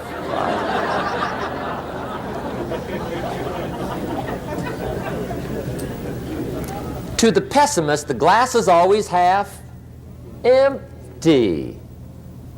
To the optimist, the glass is half full. Why would the same measure affect people two different ways? Answer: it all depends on how you look at it. Our lives are mostly affected by the way we think things are, not the way they are. The way we think they are affects us most. There's a subject we don't have time to get into tonight called better thinking habits. One of the major things Shoaff taught me when I met him, he said, poor thinking habits keeps most people poor. Not poor working habits. Most people work hard, but they don't think hard. And Shoaff taught me that the mind is like a factory, a mental factory. And whatever you think about all day long pours ingredients into this mental factory. And that's what builds the economic, social, financial fabric of your life. He quoted me a Bible phrase that says, as you think, so you become. How awesome. When he talked about poor thinking habits, he had me. I used to start the day reading the morning newspaper. I mean, you can believe that or not. I'd get a cup of coffee and read the paper. I'd load up on wars and riots and murders and stabbings and killings and bank robberies and muggings and car wrecks and tragedies. I'd even read the back pages. I seem to like that stuff for some weird reason. I'd load up on all that, and then I'd start the day. You can imagine the kind of days I used to have. You walk around on your financial knees. They call you economic peewee.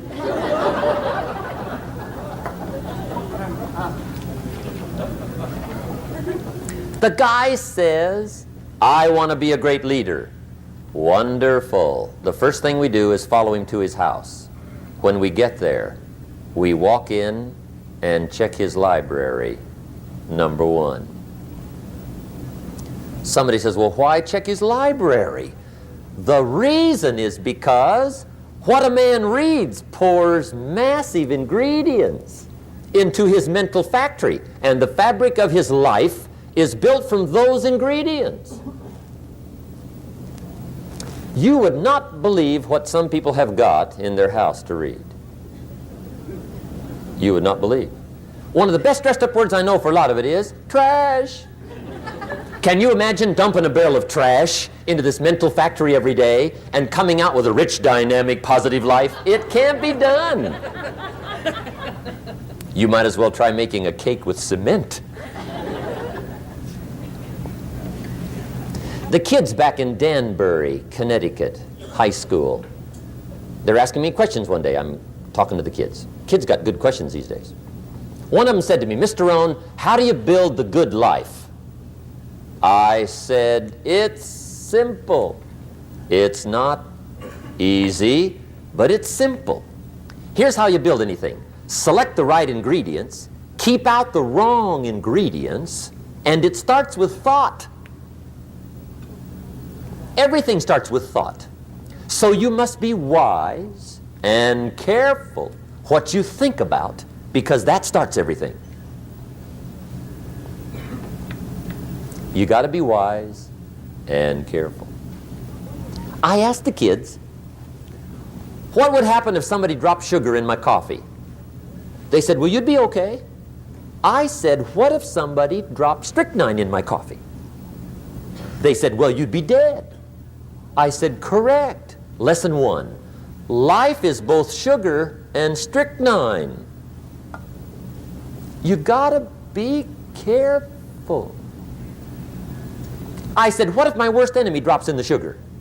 They said, will you be okay? I said, what if my best friend, even by accident, drops in the strychnine?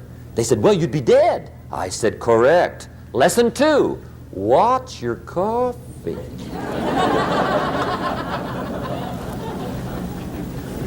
You got to be careful. See, it doesn't matter who hands you the bad stuff.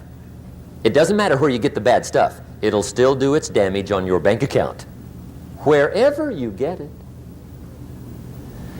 Mr. Shoaff gave me one of the greatest phrases when I first met him, when he said, Jim, every day stand guard at the door of your mind.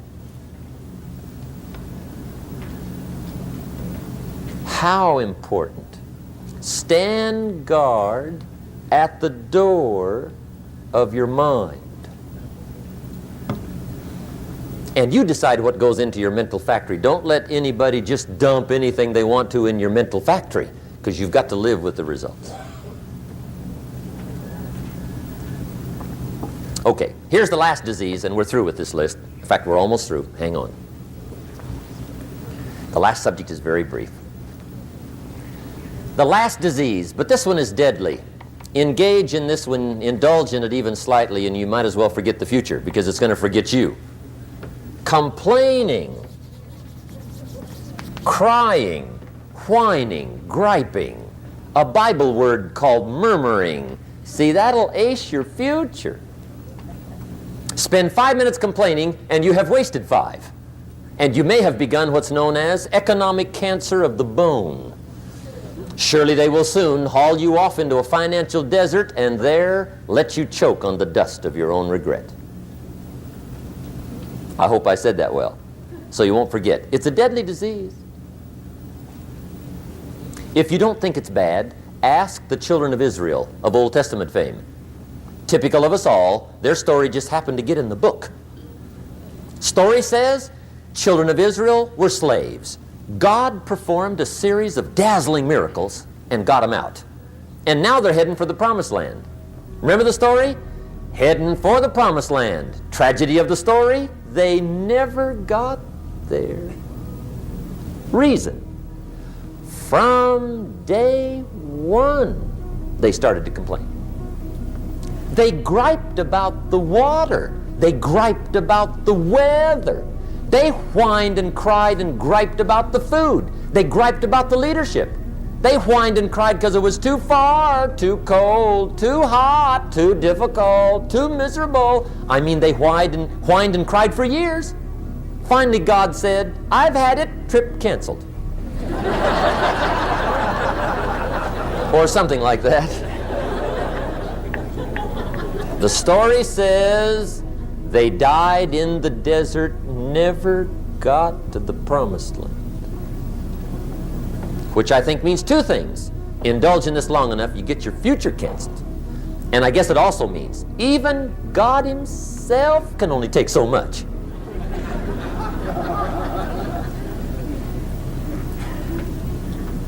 Okay. Just be on the lookout of the things that can destroy all the good you start. The war is on. And this evening, tomorrow, mentally, personally, socially, economically, you got to make sure you're winning the war. And this is part of it. Okay. Here's the last subject, the day that turns your life around. Let me just quickly give you a list of 4 emotions that can change your life in one day. Emotions are powerful. Sometimes it doesn't take much to alter your whole life direction.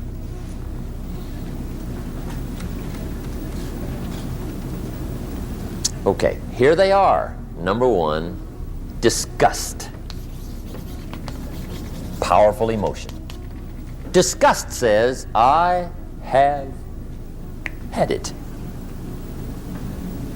See, that could be the day. The day you can say, I've had it. And whether you've had it with something small or something major, the day you can say, I've had it, may not be the day it ends, but the day it begins. That's what I said when that little Girl Scout left my door when I'm 25. I give her the big lie, she leaves, I say, I don't want to live like this anymore. I've had it with lying and being broke. Powerful day. The man's finally had it with mediocrity. He's had it with being a loser. He's finally had it with those awful sick feelings inside, knowing his wife is at the grocery store looking at 2 cans of beans, one marked 37 cents, one marked 39 cents. And the guy sick inside knows his wife's going to buy the 37-cent can, and she doesn't even like the brand. Do you know why she's going to buy the 37-cent can? To save 2 cents. The guy sick inside finally says, I've had it. being on my knees in the dust looking for pennies? We're not living like this any more. Could be the day that turns your life around. The day you can say, I've had it. He walks into his closet and rips everything in it to shreds and says, I've worn this embarrassing stuff for the last time. And not only will I never wear it again, no one else will ever wear it again. Commit an act that says, I've had it. Powerful. Here's the next one. Decision. And decision making is powerful. And it's emotional. That's those knots in the pit of your stomach, right? Waking up in the middle of the night in a cold sweat, trying to decide. We sometimes call it inner civil war. What shall I do? Well, for progress, you must decide. The best advice I can give you came from a wealthy friend of mine who said, if it's easy, do it easy. If it's hard, do it hard. Just get it done. If you went home tonight and in the next few days cleaned up a whole list of decisions, that might furnish enough inspiration for the next 10 years. I found this out many times after you've decided. Getting on with it is easier than deciding. Sometimes decision is the toughest part. Here's the next emotion, desire, wanting to bad enough. And I don't know how to tell you to want to. That's something you've got to come up with. There's two things I know about desire. Number one, it comes from inside, not outside. You don't send off for it. Number two, I know desire can be triggered by something. Who knows what it might be? Sometimes desire waits and sleeps for something to happen. Maybe it's a book, maybe it's a song, maybe it's a sermon, maybe it's a lecture, a seminar, maybe it's the conversation of a friend, a happening, an event. Who knows? The best advice I can give you is what I give my staff. It goes like this: welcome every human experience. You never know which one is going to turn it all on. Even the bad experiences. Sometimes from the bitterest experience comes the greatest awakening. So let down the barriers, take down the walls. The same wall that keeps out disappointment keeps out happiness. Let life touch you. Don't let it kill you, but let it touch you. Here's the last one. This one's powerful. Resolve. Resolve says, I will. Two of the most powerful words in the language. I will. Benjamin Disraeli once said, nothing can resist a human will that will stake even its existence on the extent of its purpose. Shortly put, I'll do it or die. See, that's powerful. That could be the day that turns your life around. The world has a strange way of stepping aside when somebody says, I'll do it or die. The man says, I will climb the mountain. They've told me it's too high, it's too far, it's too rocky, it's too difficult, it's never been done before, but it's my mountain, I will climb it. Pretty soon you'll see me waving from the top. Or dead on the side, because I ain't coming back.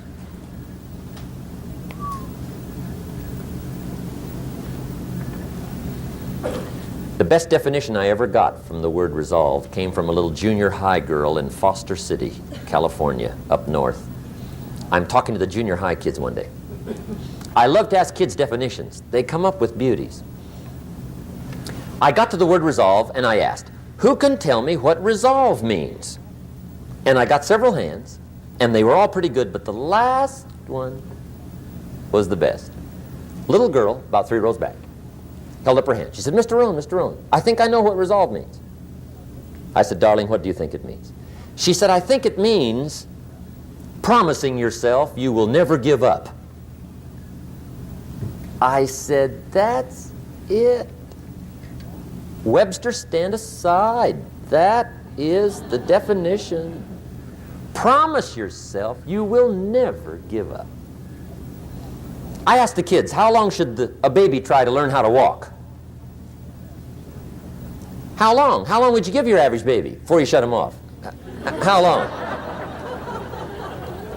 See, any mother in the world would say, you're crazy. My baby's going to keep trying until it learns how to walk. What a magic formula. Now let me show you what triggers all emotions into activity that brings results. And results is the name of the game. Here it is. Action. Finally, you must do something about how you feel. Jesus, the master teacher, said, don't just be listeners, be doers. The world admires the doers. Another Bible phrase says, faith without action is useless. Some people these days are big on affirmations. You've got to be very careful of affirmations. There's a thin line between faith and folly. The best clue I can give you on affirmations is this. Affirmation without discipline is the beginning of delusion. And there's nothing worse than delusion. The guy keeps walking west looking for the sunrise. I mean, delusion is bad.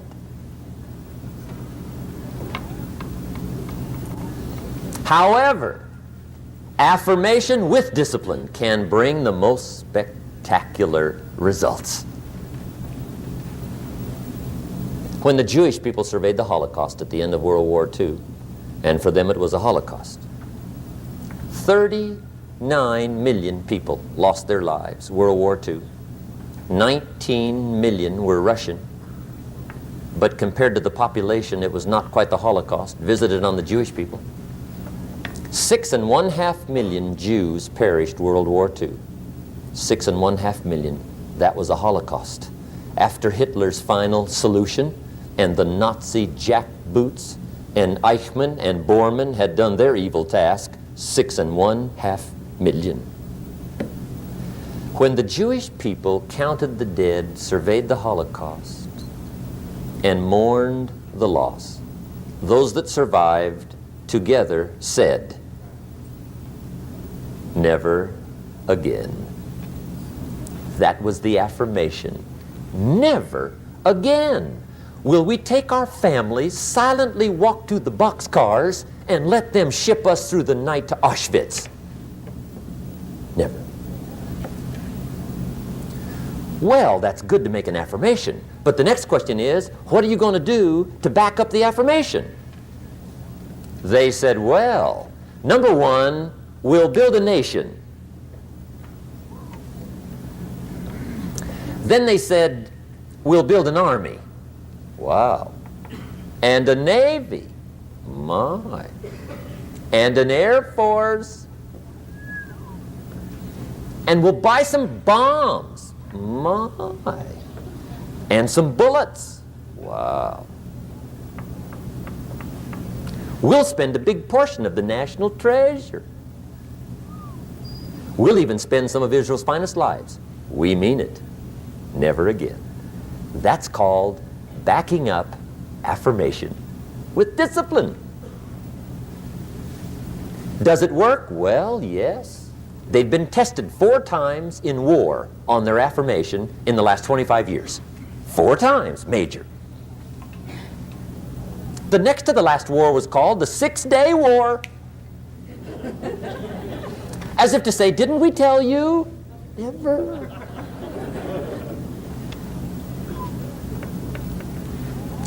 Make sure you always have a game plan to match your wishes. Otherwise, they will always be wishes.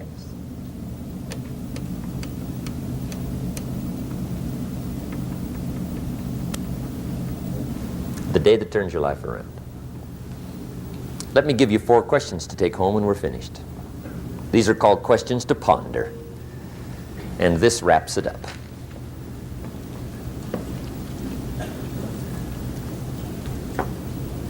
Gosh, you've been a great audience tonight. How fantastic for so many people here. It's been unbelievable. I've really enjoyed it. I could talk all night, but You could listen all night. I'm staying here, right? So I got a maid, right? And you got some ways to go. Okay, here's the questions I want you to take home in closing. First question is one of the major questions of the world. Why? Why should you try? Why read that many books? Why go that far? Why earn that much? Why share that much? Why learn all that? Why get up that early? Why put yourself through that much? Why try for all that? Good question. Why? One of the best answers to why is the second question, why not? What else are you going to do with your life? Why not see how many books you can read, how far you can go, how much you can earn, how many friends you can make, how much personality you can develop, influence you can have, how many things you can accomplish, how far you can go and what you can see? Why not?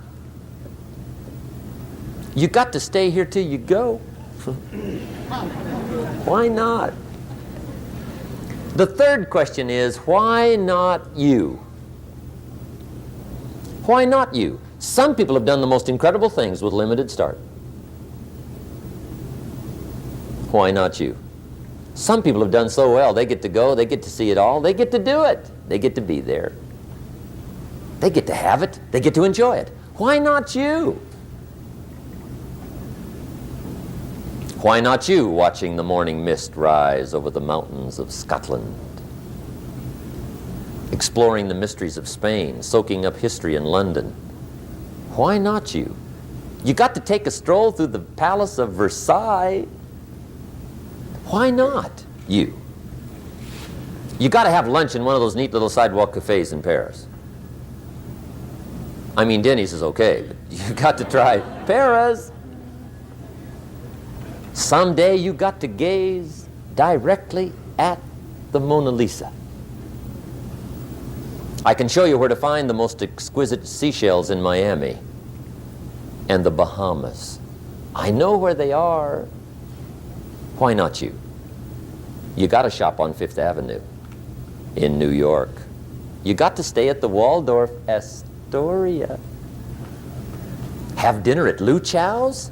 Sliced roast goose on a bed of apple strudel. Why not you? You got to drink in an Arizona sunset. You got to see the world. You got to read the books.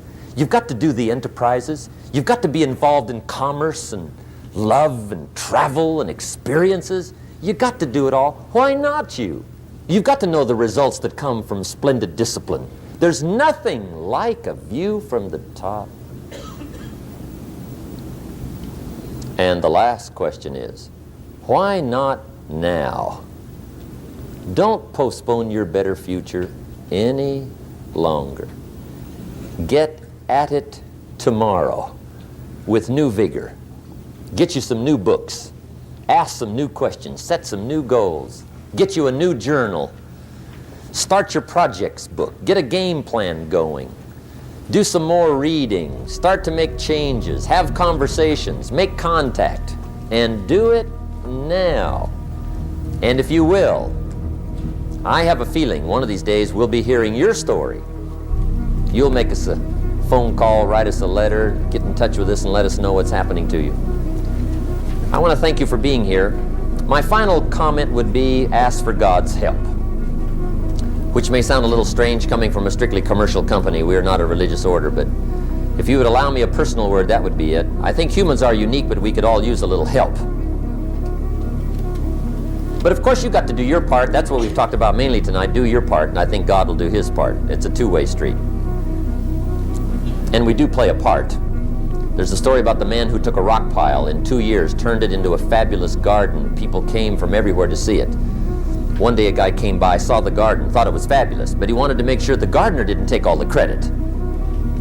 So to get his point across, he meets the gardener, shakes his hand, and says, "Mr. Gardener, remember, you and the good Lord together have this beautiful garden here." And the gardener said, "Hey, I understand that. I know what you mean." He said, "If it wasn't for the sunshine and the rain and the miracle of the seed and the soil and the seasons, there would be no garden for sure." But he said, you know, you should have seen this place a couple of years ago when God had it all by himself. And I think that's true. We do play a part. I'm glad I was not an angel. I think humans have a lot more fun. You've made it a splendid evening, and I want to wish you the very best. Look forward to seeing you on the weekend. Make sure we get the little white slip of paper, and let's be in touch. I wish you the best. Good night. God bless. Thank you. Thank you. Appreciate it. Thank you.